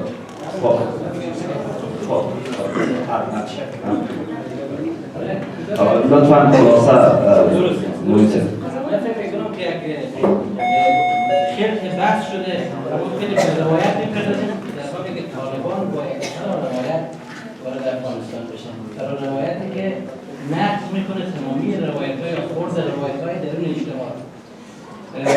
نگاه هم فرق میکنه. من نمیدونم که آقای جانسون با کدام روش تحقیقی پیش بردن آیا پرداختن به لحاظ تفهمی به این مسائل یا نه تا جایی که صحبت کردم من نفهمیدم. ببینید ما درگیر یک فراروایت هستیم نه درگیر روایت‌های خرد درون یک جامعه. همین طالبی که میاد با نگاه فرهنگی تمام جوانب فرهنگی جامعه نقض میکنه مبتنی بر یک فراروایتی کار میکنه. از درون یک فراروایت جهان شمول دینی به شما میگه شما باید ریش نگاه دارید، شما باید مکتب نرید، شما باید موسیقی نشنوید. ببین اینا کودهایی هست که شما در یک نگاه پسا ساختارگرایی شما دقیقا میتونید اینو درک کنید و بفهمید. طالب با این فراروایت به شما خلص را میکنه، فرهنگ شما رو میگیره، کاری که عرب کردن، کاری که در زمان مجاهدین رخ داد، کاری هم که طالبان کردن در درون افغانستان. حالا شما ببینید وقتی طالب میاد امارت اسلامی به شما تحمیل میکنه این بیانگر یک نگاه فراروایتی است، نه روایتی. این از یک جای دیگه میاد، نه از قندهار، نه از جنوب، نه از شمال، نه از شرق، از جای دیگه نمیاد.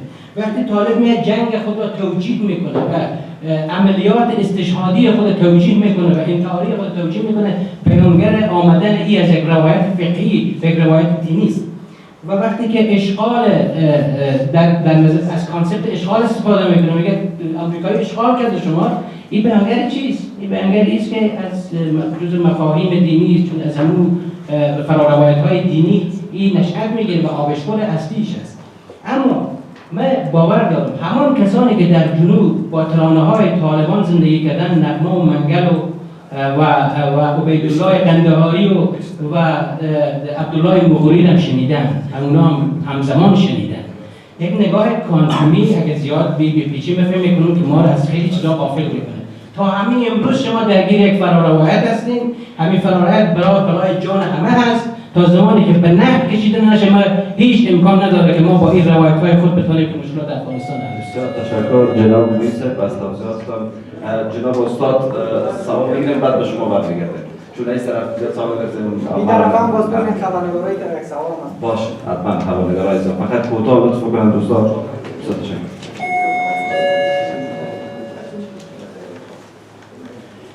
ما اجازه نشست اگر خاموش باشد من میخوامشم. اول از اینکه من نمیدونم که چون آقای جانسون در این کتاب خود چی نوشته است، چون من نکردم آنچه که دریافتم از دوستانی که در نشست اول از جناب آقای فردوس کاوش تشکر میکنم که این کتاب را برگردان کردن. نهضت ترجمه در افغانستان خاموش است. تا زمانی که نهضت ترجمه جریان ساز نشود فرهنگ و پویایی نمی‌رسد. بنابراین امیدوارم که با ترجمه بسیار خوب همینطور هم خواهد بود انشاءالله برگردان شده باشه. قسمت دوم است که آقای جانسون هم از حوزه جغرافیای سیاسی از حوزه برونی و افغانستان نگریسته و هم به عنوان از اینکه یک کسی که مسلمان نیست از حوزه برون دینی برای افغانستان و روایت طالبان دیده.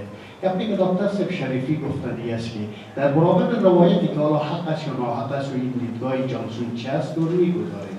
روایت ما چی هست؟ چگونه میتونیم در برابر این روایت یا فرا روایت به قول جناب آقای معین ما چی ارائه میکنیم؟ اگر باور کنیم که همونطور که آقای معین گفتن که ما برای شناسنامی و تفکر طالبان و تفکر پیش طالبانی و تفکر غالب در افغانستان صادر کنیم، نوع حاکمیت و معرفت فقیهانه است که سایر ابعاد دین در سیر تاریخ در تنگنا قرار داده.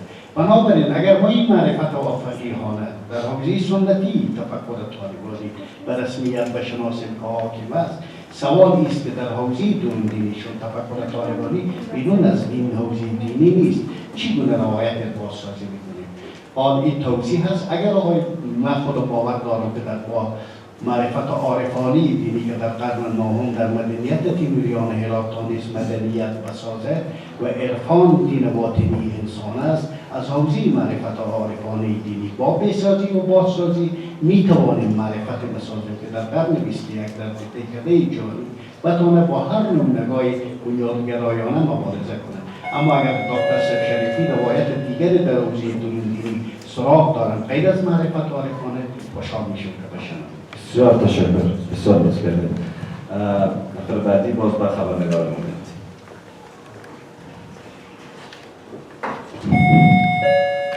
سلام تمام. من فعال پویا نام دارم. تشکر میکنم از آقای کاوش که ترجمه کردن کتاب را. من پارسال کتاب خواندم و در میخوام کم توضیح بدم در مورد از اینکه چگونه این کتاب شکل گرفته و در اخیر نظر آقای کاوش هم این مورد میخوام.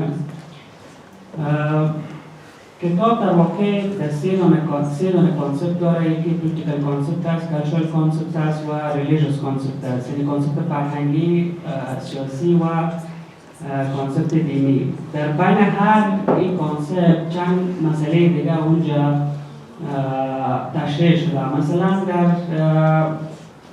در میان کالچرال کانسپت مسئله اسلامایزیشن، مسئله اسلام، شریعه، مسئله جهاد، مسئله شهیدی مطرح شده. در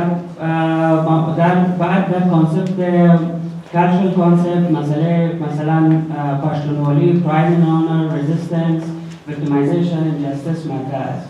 نقد ما بیشتر برای کتاب آقای جانسونی است که مثلا در مورد اسلامایزیشن، اسلام و شریعه یک تفکیک بسیار واضح اینا خلق کردن در کتاب یک مسئله دیگه جستیس را که سیستم عدالت را که طالبان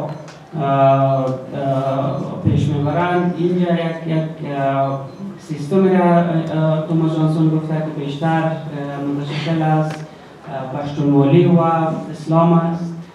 و مسئله دیگه ای که من بیشتر با آقای کاوش موافق نیستم در مورد از این که اینا روایت خلق کردن، بلکه طالبان در بازگو کردن روایت های حاکم موفق بودن، نه در خلق روایت ها. و همچنان پیش از آقای جانسون یک کسی سال 2011 که کوآتورش برای جانسون است یک مقاله در این مورد داشتن که انالایزینگ طالبان ترانه است که آقای عبدالوحید و توماس جانسون در این بخش کار کرده و همچنین یک کسی دیگه این مسئله را کار کرده که به نام مجلس است که عنوان نوشته از temporal, mystic and religious love است که در پویتری آف طالبان اینجایی آدم به دو بخش تقسیم میکنه. مسائل پویتری طالبان را که بخش دیواینس و هیومن است. در بخش دیواین این مسائل را که جانسون مطرح کرده پیش از پیش از 15 نظر شما را باید تشکر.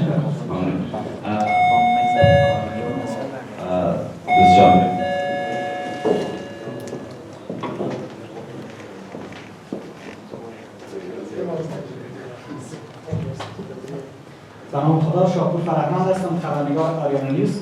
من می‌خواستم بیشتر روی دلایل این ناکامی جنگ روانی که حکومت افغانستان و ناتو در ناکام مانده پرسشم از آقای قرزنگ است.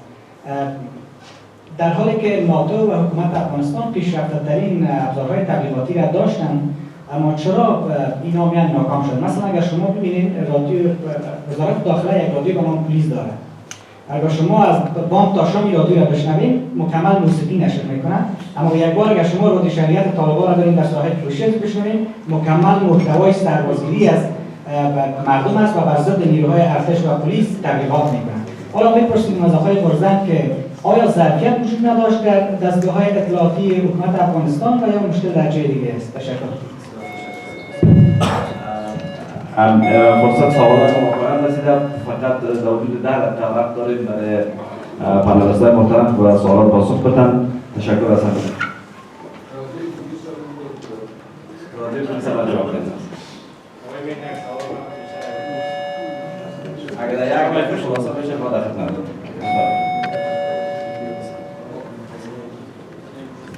سلام علیکم.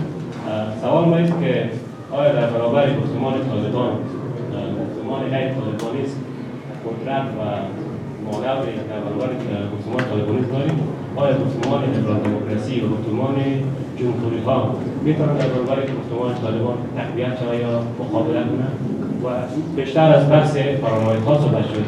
آیا ما امروز اگر برگردیم به لیوتار ما میبینیم که امروز ما با فرآورده ها سرکار نداریم. تجربه و روایت که طالب در قندهار داره با تجربه‌ای که روایتی که یک فرد داره متفاوت است. و ما امروز با فرآورده‌ها سرکار نداریم، بلکه با روایت‌های جزئی، روایت‌های محلی و روایت‌های شخصی سرکار داریم. تشکر. جناب دکتر صاحب شما آغاز بکنید با ترتیب. چون وقت کم بسیار مزد میخوایم اگر میتونم که تک و سوالش مشخص جواب بدم به شکل عمومی میتونیم. سر روایت‌های مسلط آمد سر مسئله‌ای که در بحث قومی یا مطرح شد. اگر ما مثلا بحث پشتونولی در این مطرح شد، من فکر می‌کنم طالبان که از کلانترین گروه‌ها هستن که یک گروه هست که تقریبا فکر کنم پشتونولی کاملا در حال از بین بردن هستن. اگر پشتونولی رو به شکل خیالی یا واقعیش اگر ما در فکر داشتیم که این ستون‌هایش هست، اینی مثلا امکانات اینی توضیح میکنه، این طالبان این وقت بعد دهه وقتی جهاد ایدئولوژی آمد ضربه خورد و طالبان در کل از بین بردن مثلا نگاه 20 سالش شما ببینید در سال بین سال 2009 تا 2011 152 یا 156 نفر از کارهای قدردان خدمت و روزگار توسط طالبان ترور شدند. این کسایی بودن که مثلا هم مجاهدین بودن، هم مسلمان بودن، هم تمام. و اگر مثلا در نظر راپورایی که فکر می‌کنم خود نظر پشتون تحفظ موومنت کرده در وزیرستان در بین سالهای مثلا بین 2010 و بعد 2010 تا 2012 400 نفر از کارگرهای وزیرستان کشته شدند که 400 نفرش خانه منطقه بودن روشنفکران شده نگهبانیان. و اگر این پس بیارم در قالب افغانستان که مثلا اگر طالبان قومی خاص پیش میبرند، کلانترین هدف طالبان مثلا اگر گیریم که سرخ شد، اولش حال روشنفکران پلیس هم دوم روشنفکران سکولار پشتون هست. اگر مثلا فکر کنیم سبا قدرت طالبان بگیرن، امی طبقه را مطلق میخوایم محو بسازن و این ما در عمل دیدیم که یعنی رحم اگر مثلا سر یک هزاره یا سر ازبک یا سر تاجیک از گذشت داشته باشه، رهبری سکولار پشتون و روشنفکر پشتون از بین میبره و این یک واقعی است. بنابراین اگر غیر کل از این گپا را جمع کنیم، این بیاریم سر ازی که تعریف ما از افراطیت و چی است. اولی که بطور مثال ما کنم تعریف خاص میکنیم به خاطر که در طول تاریخ افغانستان هیچگاه به استثنای 96 تا 2001 ما حکومت دینی نداشتیم. تمام حکومت‌های ما مسلمان بودن، همش رهبریش به طور مثال آدم نمیتونه بگه سکولار، تمام رهبریش هر کس که بود از احمد شاه گرفته تا دوستمت خان تا ترحمان خان تا زاید شاه هیچ کس را یک شما مسلمان نبودیم ولی هیچ کدام مسلمان نبودن. ما هیچ وقت بعضی رجل یعنی برخلاف ایران، برخلاف عراق، برخلاف خاورمیانه، برخلاف آسیای جنوبی، برخلاف آسیای میانه ما یک حکومت مولایی در طول تاریخ خود نداشتیم. برای تعریف هم از افراطیت باید در سیر انکشاف گفتمانهایی که بعد از دهه 80 که مجاهدین شروع شد و تا امروز ادامه داره. در این حد باید ما افراطیت چی کنیم؟ افراطیت تعریف برایش یک توضیح پیدا کنیم. افراطیت ما میتونه که به طور مثال هم جنبه قومی داشته باشه، هم جنبه مذهبی داشته باشه، یعنی در یک مخلوط از بسیار چیزاست. ما مثل وهابیت یا سلفیت یا مثلا دیوبندی بگم نداره که یک سیستم خاص فکر نداریم، بخاطر که ما هیچ وقت سطح استعمار زندگی نکردیم و هیچ وقت روایت را که وجود داشتیم در برابر استعمار نبوده از خود ما شکل گرفته. این به این دیگه در مورد این کتاب مثال شما گفتید نقش پاکستان یک پاویا و یک طالبان شیر استفاده میکنن.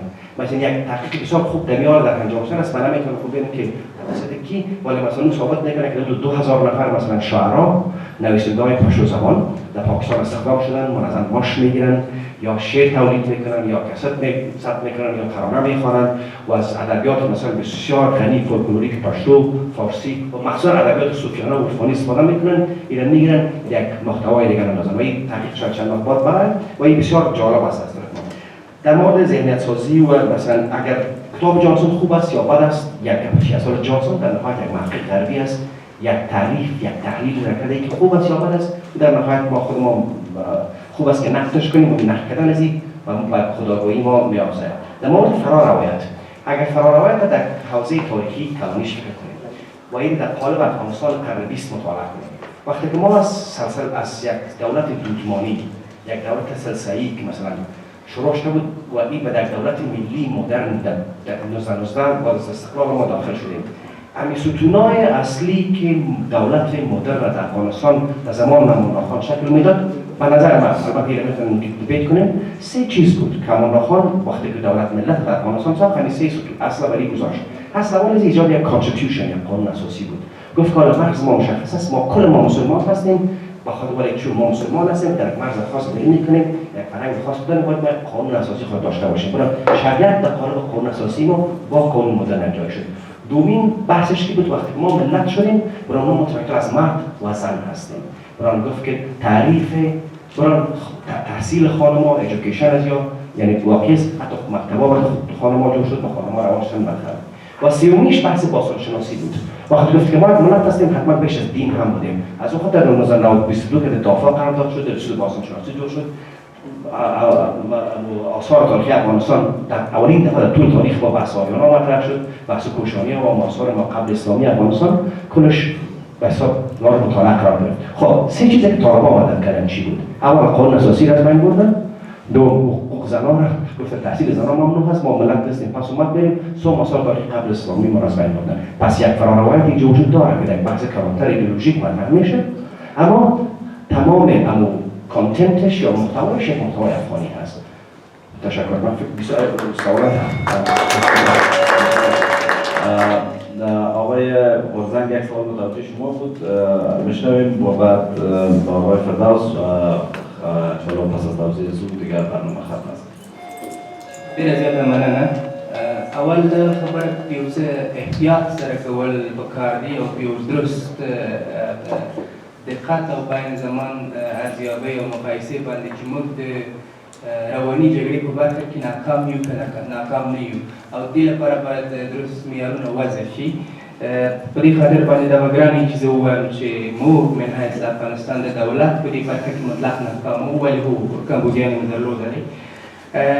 د کمبودیا عامل هم جناب ډاکټر شمسپنتا د اکثرو داسې مسایلو شاهد پاتې شوی، مخصوصا په هغه وخت کې چې دوی د افغانستان د ملي امنیت سلاکار دنده درلودله. د طالبانو په رابطه باندې د تعریف مسله ډېره مهمه وه. د دولت په کچه باندې د طالب تعریف یو ویشلی تعریف و او په زمان کې د ملت په کچه هم په دې مسله کې یو واضح لوری ملت ته هم د ذهنیت سازۍ لپاره نه و ورکړل شوی. د چا لپاره طالب ورور و، د چا لپاره دشمن و، د چا لپاره طالب د پخلا کېدو وړ عناصر و او د چا لپاره د تباهۍ یو هدف یا د له منځه وړلو تر ټولو اصلي او مشروع هدف. په دغه اساس باندې دې ته دې مشکل پیدا کړ دې لپاره چې یو واحد نریټیو د طالب او د هغه د مفکورې او د هغه د افراطي نظریاتو په مقابل کې د دولت په کچه منځته راشي یو لوی چتر د روایتونو د هغې وروسته اساس وي. دویمه خبره دا ده چې د هماغه وخت نه د نوي حکومت د شروع نه تر اوسه پورې لا د مطبوعاتو په برخه یا د استراتژیک کمیونیکیشن په برخو باندې په حکومت کې اساسي پانګونه نه ده شوې او نه کېدله. من زه مثال درته وایم، د پانګونې نه علاوه تاسو وګورئ نقش په خپله د دې برخې چې زما مخې ته امان صاحب ناست دی او اوس مستقیم د مسؤلیت لري په دې برخه کې، زما د مطبوعات یا د استراتژیک کمیونیکیشن کس په هغه میز باندې چې فیصله کېږي نه کېږي، د هغې شا پرې کېږي. معنا یې دا ده چې د دې برخې ارزښت د افغانستان د حکومت د پالیسي جوړونکو په نس هغومره نه وو څومره چې باید وای او دا زموږ د ټولو مسؤلیت دی له دې وروسته چې دغه برخه ډېره برجسته شي او توجه ورته زیاته شي. دې هم تاثیر درلود په دې چې زموږ هغه قرائت د خپل حقانیت په هغه شکل چې ضرور دی تفسیر او توجیه نه شي. دریمه برخه په خپله د حکومت د مطبوعاتي کارمندانو په منځ کې هم یو مقدار د سلیقو د برخوردونو او د چلندونو تفاوتونه او یو مقدار مخالفتونه هم حقیقت دا دی. دغه ټول د دې سره په امت کې د دې سبب کېږي چې موږ ونه کړای شو چې یو واحد قرائت خلق کړو، ترویج کړو او هغه باندې خپل ملت قانع کړو. چند سه دی خلاصوي. د ظرفیتونو مشکل هم اکثر استخدامونه د سکتورونو یا د وزارتونو مشرانو د سلیقو په اساس باندې کول، خپل خلک مطبوعاتو کې مقررول او ډېر فوکس په فیګور سازۍ باندې و. د اصلي کس په فیګور د فیګور په جوړولو نه د سیستم او د یو سیستماتیک نهاد په جوړولو باندې د سیستم لرونکي نهاد په جوړولو باندې ډېر کارونه شو. اکثره فیګورونه جوړ شول، اشخاص او افراد غټ شول. ولې سیستمونه هغه څه چې وروسته کار وکړي دغسې میراث موږ ته موږ ونه لید، مخصوصا هغه وخت چې ما مسؤلیت درلوده. دې نه علاوه د نړیوالو مرسته د استراتژیک کمیونیکیشن د برخې سره دوه مشکلات یې درلودل. اول د دولت سره کومک نه کوو په دې برخه کې مستقیم د استراتژیک کمیونیکیشن دپاره کومک نه کوو. موږ په 2014 کال کې کله چې زه د شورای امنیت د همدې برخې مسؤل وم د نېټو لپاره چې کوم موږ سند جوړاوه د مرستو د جلب تر 2014 تر 2020 کال پورې باید دوی یو پلیټ کړی وای، یو تعهد یې کړی وای د حکومتونو د ادامې نیټو د دفاعي ځواکونو سره. اول درو چې موږ د کمیونیکیشن کمپوننټ په دې سند کې داخل کړ چې باید په دې باندې هم پانګونه وشي او د دې برخې سره کومک وشي. هغې ته پیسې راغلې. امیدوار یم چې اوس د هغو څخه په ښه توګه استفاده شوي وي. زه تاثیرات تر اوسه هماغسې چې ضرور درنه وینم. او بله خبره دا ده چې د نړیوال حکومت کې چې له حکومت سره یې نه کوو، له حکومت سره یې بیرون کوو، هغه هم یو مقدار سلیقوي او سیاسي و. ډېر دغه نه و، یعنې ډېر نیوټرال دغه نه و چې د میرټ او د تاثیرګذارۍ په بیس باندې هغه کومکونه وشي. دې ټولو دغه عوامل که سره جمع کړي یعنې دغه کیسه لکه تاسو چې مطرح کړه ورڅخه جوړېږي یا دغه نتیجه ورڅخه اخیستل کېږي چې موږ په دې برخه کې کمزوري. ولې یو شی درته په اطمینان وایم، طالبانو د افغانستان ملت خپل حقانیت توجیه کړی نه دی. د افغانستان ملت د افغانستان دولت د حق طابع د لحاظه، د حیثیت او د پرستۍ د لحاظه د طالبانو خورا لوړ حیثیت لري د خپل ملت مقابل کې. ډېره زیاته مننه. تشکر روزان صاحب از نظراتتان لطف کردید. فقط فرصت کوتاه و کاوش صاحب که سوال مطرح نشد دیگر بسیار خلاصه ما عرض میکنم خدمت جناب آقای پویا. اما فرایند روایت سازی جانسون در کتاب توضیح دادن. روایت در خلا ساخته نمیشه. روایت با استفاده از اون روایت های محلی، فرهنگ و حافظه جمعی به وجود میاد که فرایندشون که توضیح داده شده و چیزی که شما میگیم در تضاد با اون نیست، با توضیحی که در کتاب داده شده. و یک نکته دیگر من در آخر میخوایم بگویم که از این شعر و ادبیات و موسیقی به صورت سیستماتیک برای رساندن روایت افغانستان نوین و جمهوری استفاده نشده در این دوره. در این 18 سال اخیر ما فقط یک چند ترانه آقای سمیع حامد ساخته، ترانه‌ای که یک پیام ناسیونالیستی و جمعی دارد. غیر از این به صورت سیستماتیک استفاده نشده. متاسفانه شعر ما، شعر مدرن، موسیقی ما در کابل محصور مانده و متاسفانه در گذشته داستان همینطور بود. یک مصاحبه داره احمد زاهد با یکی از مجلات اون زمان میگه وقتش رسیده که باید موسیقی از کابل بره بر روستاها، یعنی که حتی در اون زمان هم این مشکل وجود داشت بوده و حالی هم این مشکل وجود داره و راهش هم این نیست که ما درس بگیریم از اینا کنیم. بسیار تشکر. کاوش صاحب یک بار دیگه از انستیتوت مطالعات استراتژیک افغانستان از پانلیست‌های محترم جناب روایت صاحب، جناب دکتر صاحب شریفی و کاوش صاحب و از حضور شما بزرگوار تشکر میکنیم. فقط در پایان موردی که مربوط رادیو پلیس بود مربوط ما میشه. ما امور میخوایم کنسل ارتباطات کامل مربوط مشاور هستم و هم در ارتباطات استراتژیک میخوایم اینو بگویم که حکومت افغانستان به خصوص نیروهای دفاعی و امنیتی افغانستان در طول 4 سال گذشته کمتر به این بحث پرداخته بودند که فهم ارتباطات استراتژیک چیست، چطور اینو تبیین بکنن و چطور عمل بکنن و چطور بخش‌های عملیاتی و بخش‌های کمیونیکیشن در کنار هم قرار بدن. از 6 ماه گذشته به این طرف ما به صورت واضح وارد این کار شدیم و رقمی که پیشتر مرتضی گفت اون نگرانی ها لحاظ شده. بخش عملیاتی و بخش کمیونیکیشن در یک میز میشینن، در اونجا تصمیم گرفته میشه و در اونجا صحبت میشه، روایت ایجاد میشه و بر دفع روایت دشمن کار میشه. تمام کاری که دشمن انجام میده تحلیل صورت میگیره، درست است منابع محکم است، امکانات محکم است و ما عملا برای کارشناسا و جامعه شناسا و کسایی که ما را دیگه کمک بکنن ضرورت داریم. متاسفانه آنچه که دانشگاه‌های علمی جامعه است امور کلش حداقلش داریم و ما در اختیار داریم و امیدوار هستیم که با این پیش بره. گپی که مسئله رادیو است، شما اول از ما بزرگای تشریف دارن. همین حکومت ما نوع روایت و دید طالبانی را که یک حکومت مستبد و دینی است ترویج نمی‌کنیم. حکومت ما مبتنی بر دموکراسی و ما در واقع گفتمان کثرت‌گرا را ترویج می‌کنیم. از اون خاطر رادیوهای ما، تلویزیون‌های ما همه تلاش می‌کنن تا یک روایت متعادل، یک افغانستان نو را ارائه بکنن. مشکل کلانی که فکر می‌کنم طالب در نقاط بودست افغانستان از او به عنوان یک حربه استفاده می‌کنه. فرهنگ حاکم است که دکتر صاحب با او بسیار به خوبی توضیح دادن. ما امیدوار هستم با این بحث را پایان برده باشید. بسیار تشکر یک بار دیگه از حضورتان. لطف کردید. ممنونتان.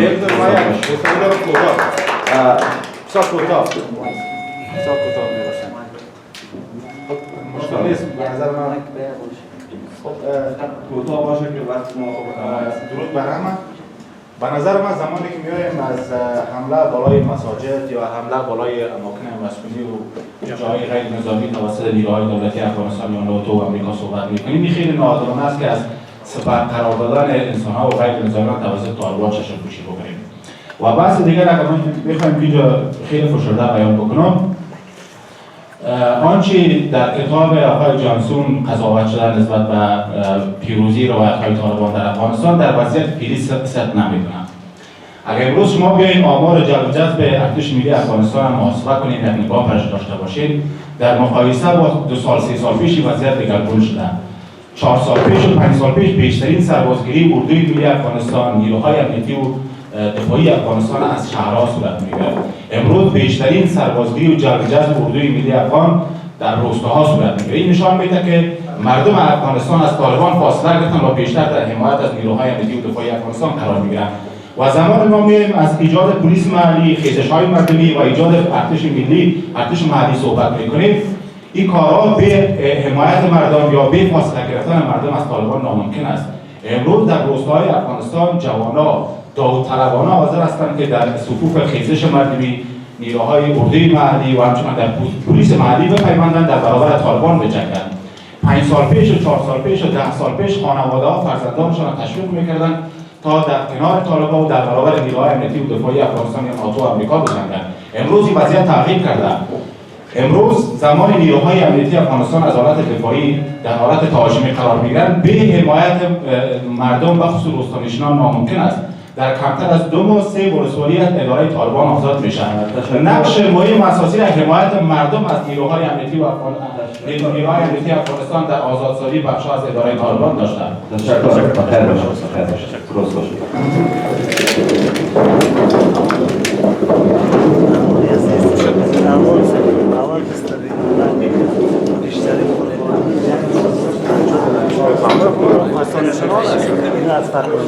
این خب وطن نمیکشنشان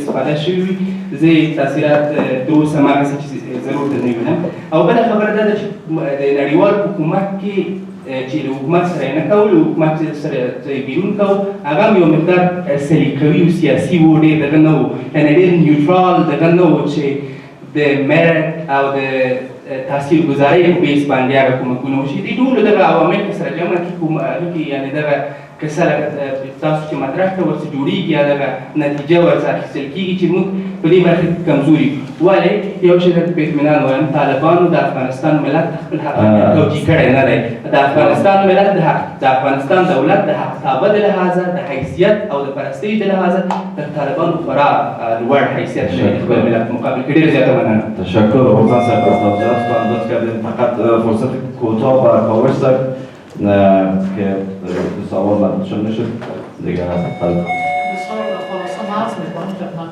جناب آقای پویا اما فرایند روایت سازی جانسون در کتاب توضیح دادن روایت در خلا ساخته نمیشه روایت با استفاده از اون روایت های محلی فرهنگ و حافظه جمعی به وجود میاد که فرایندش که توضیح داده شده و چیزی که شما میگین در تضاد با اون نیست با توضیحی که در کتاب داده شده و یک نکته دیگر من در آخر میخوایم بگویم که از این شعر و ادبیات و موسیقی به صورت سیستماتیک برای رساندن روایت افغانستان نوین و جمهوری استفاده نشده در این دوره. در این 18 سال اخیر ما فقط یک چند ترانه آقای سمیع حامد ساخته، ترانه‌ای که یک پیام ناسیونالیستی و جمعی دارد. غیر از این به صورت سیستماتیک استفاده نشده. متاسفانه شعر ما، شعر مدرن، موسیقی ما در کابل محصور مانده و متاسفانه در گذشته داستان همینطور بود. یک مصاحبه داره احمد زاهد با یکی از مجلات اون زمان میگه وقتش رسیده که باید موسیقی از کابل بره به روستاها، یعنی که حتی در اون زمان هم این مشکل وجود داشته بوده و حالی هم این مشکل وجود داره و راهش هم این نیست که ما درس بگیریم از اینها کنیم. بسیار تشکر. کاوش صاحب یک بار دیگه از انستیتوت مطالعات استراتژیک افغانستان از پانلیست‌های محترم جناب روایت صاحب، جناب دکتر صاحب شریفی و کاوش صاحب و از حضور شما بزرگوار تشکری میکنیم. فقط در پایان اما موردی که مربوط رادیو پلیس بود مربوط ما میشه. ما امور میخوایم تمثیل توجه کامل مربوط مشاور هستم و هم در ارتباطات استراتژیک میخوایم اینو بگویم که حکومت افغانستان به خصوص نیروهای دفاعی و امنیتی افغانستان در طول 4 سال گذشته کمتر به این بحث پرداخته بودند که فهم ارتباطات استراتژیک چیست، چطور اینو تبیین بکنن و چطور عمل بکنن و چطور بخش‌های عملیاتی و بخش‌های کمیونیکیشن در کنار هم قرار بدن. از 6 ماه گذشته به این طرف ما به صورت واضح وارد این کار شدیم و رقمی که پیشتر مرزنگ گفت اون نگرانی ها لحاظ شده بخش عملیاتی و بخش کمیونیکیشن در یک نیز میشینن، در اونجا تصمیم گرفته میشه و در اونجا صحبت میشه، روایت ایجاد میشه و بر دفع روایت دشمن کار میشه. تمام کاری که دشمن انجام میده تحلیل صورت میگیره، درست است منابع محکم است، امکانات محکم است و ما عملا برای کارشناسا و جامعه شناسا و کسایی که ما را دیگه کمک بکنن ضرورت داریم. متاسفانه آنچه که دانشگاه‌های علمی جامعه است امور کلش حداقلش داریم و ما در اختیار داریم و امیدوار هستیم که با این پیش بره. گپی که مسئله رادیو است، شما اول از ما بزرگای تشریف دارن. همین حکومت ما نوع روایت و دید طالبانی را که یک حکومت مستبد و دینی است ترویج نمی‌کنیم. حکومت ما مبتنی بر دموکراسی و ما در واقع گفتمان کثرت‌گرا را ترویج می‌کنیم. از اون خاطر رادیوهای ما، تلویزیون‌های ما همه تلاش می‌کنند تا یک روایت متعادل، یک افغانستان نو را ارائه بکنند. مشکل کلانی که فکر می‌کنم طالب در نقاط دوردست افغانستان از او به عنوان یک حربه استفاده می‌کنه، فرهنگ حاکم است که دکتر صاحب با او بسیار به خوبی توضیح دادن. ما امیدوار هستم با این بحث را پایان برده باشید. بسیار تشکر یک بار دیگه از حضورتان، لطف کردید. ممنونم.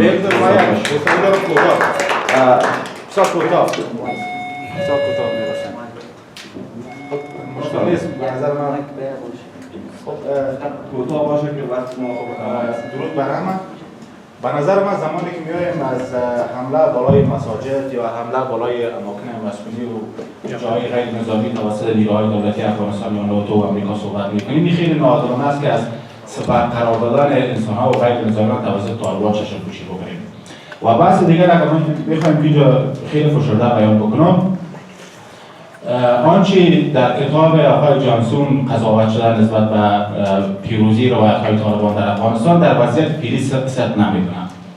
اگر امروز شما بیاین آمار جلب جذب ارتش ملی افغانستان هم محاسبه کنید، یک نگاه داشته باشید، در مقایسه با 2 سال 3 سال پیش وضعیت دگرگون شده. 4 سال پیش و 5 سال پیش بیشترین سربازگیری اردوی ملی افغانستان، نیروهای امنیتی و دفاعی افغانستان از شهرها صورت میگیرد. امروز بیشترین سربازگیری و جلب جذب اردوی ملی افغان در روستاها صورت میگیره. این نشان میده که مردم افغانستان از طالبان فاصله گرفتن و بیشتر در حمایت از نیروهای امنیتی و دفاعی افغانستان قرار میگیرند. و زمان ما میایم از ایجاد پلیس محلی، خیزش‌های مردمی و ایجاد ارتش ملی، ارتش محلی صحبت میکنیم. این کارها به حمایت مردم یا به فاصله گرفتن مردم از طالبان ناممکن است. امروز در روستاهای افغانستان جوانا داوطلبانه حاضر هستند که در صفوف خیزش مردمی، نیروهای اردوی محلی و همچنین در پلیس محلی بپیوندند، در برابر طالبان بجنگند. 5 سال پیش و 4 سال پیش و 10 سال پیش خانواده‌ها فرزندانشان را تشویق میکردند تا در کنار طالبان و در برابر نیروهای امنیتی و دفاعی افغانستان یا ناتو و آمریکا بجنگند. امروز این وضعیت تغییر کرده.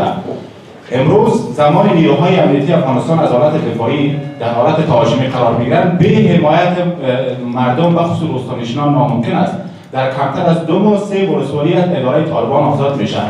نقش مهم اساسی در حمایت مردم از نیروهای امنیتی و افغانستان در آزادسازی بخش‌ها از اداره طالبان داشتند. تشکر. بخیر باشید.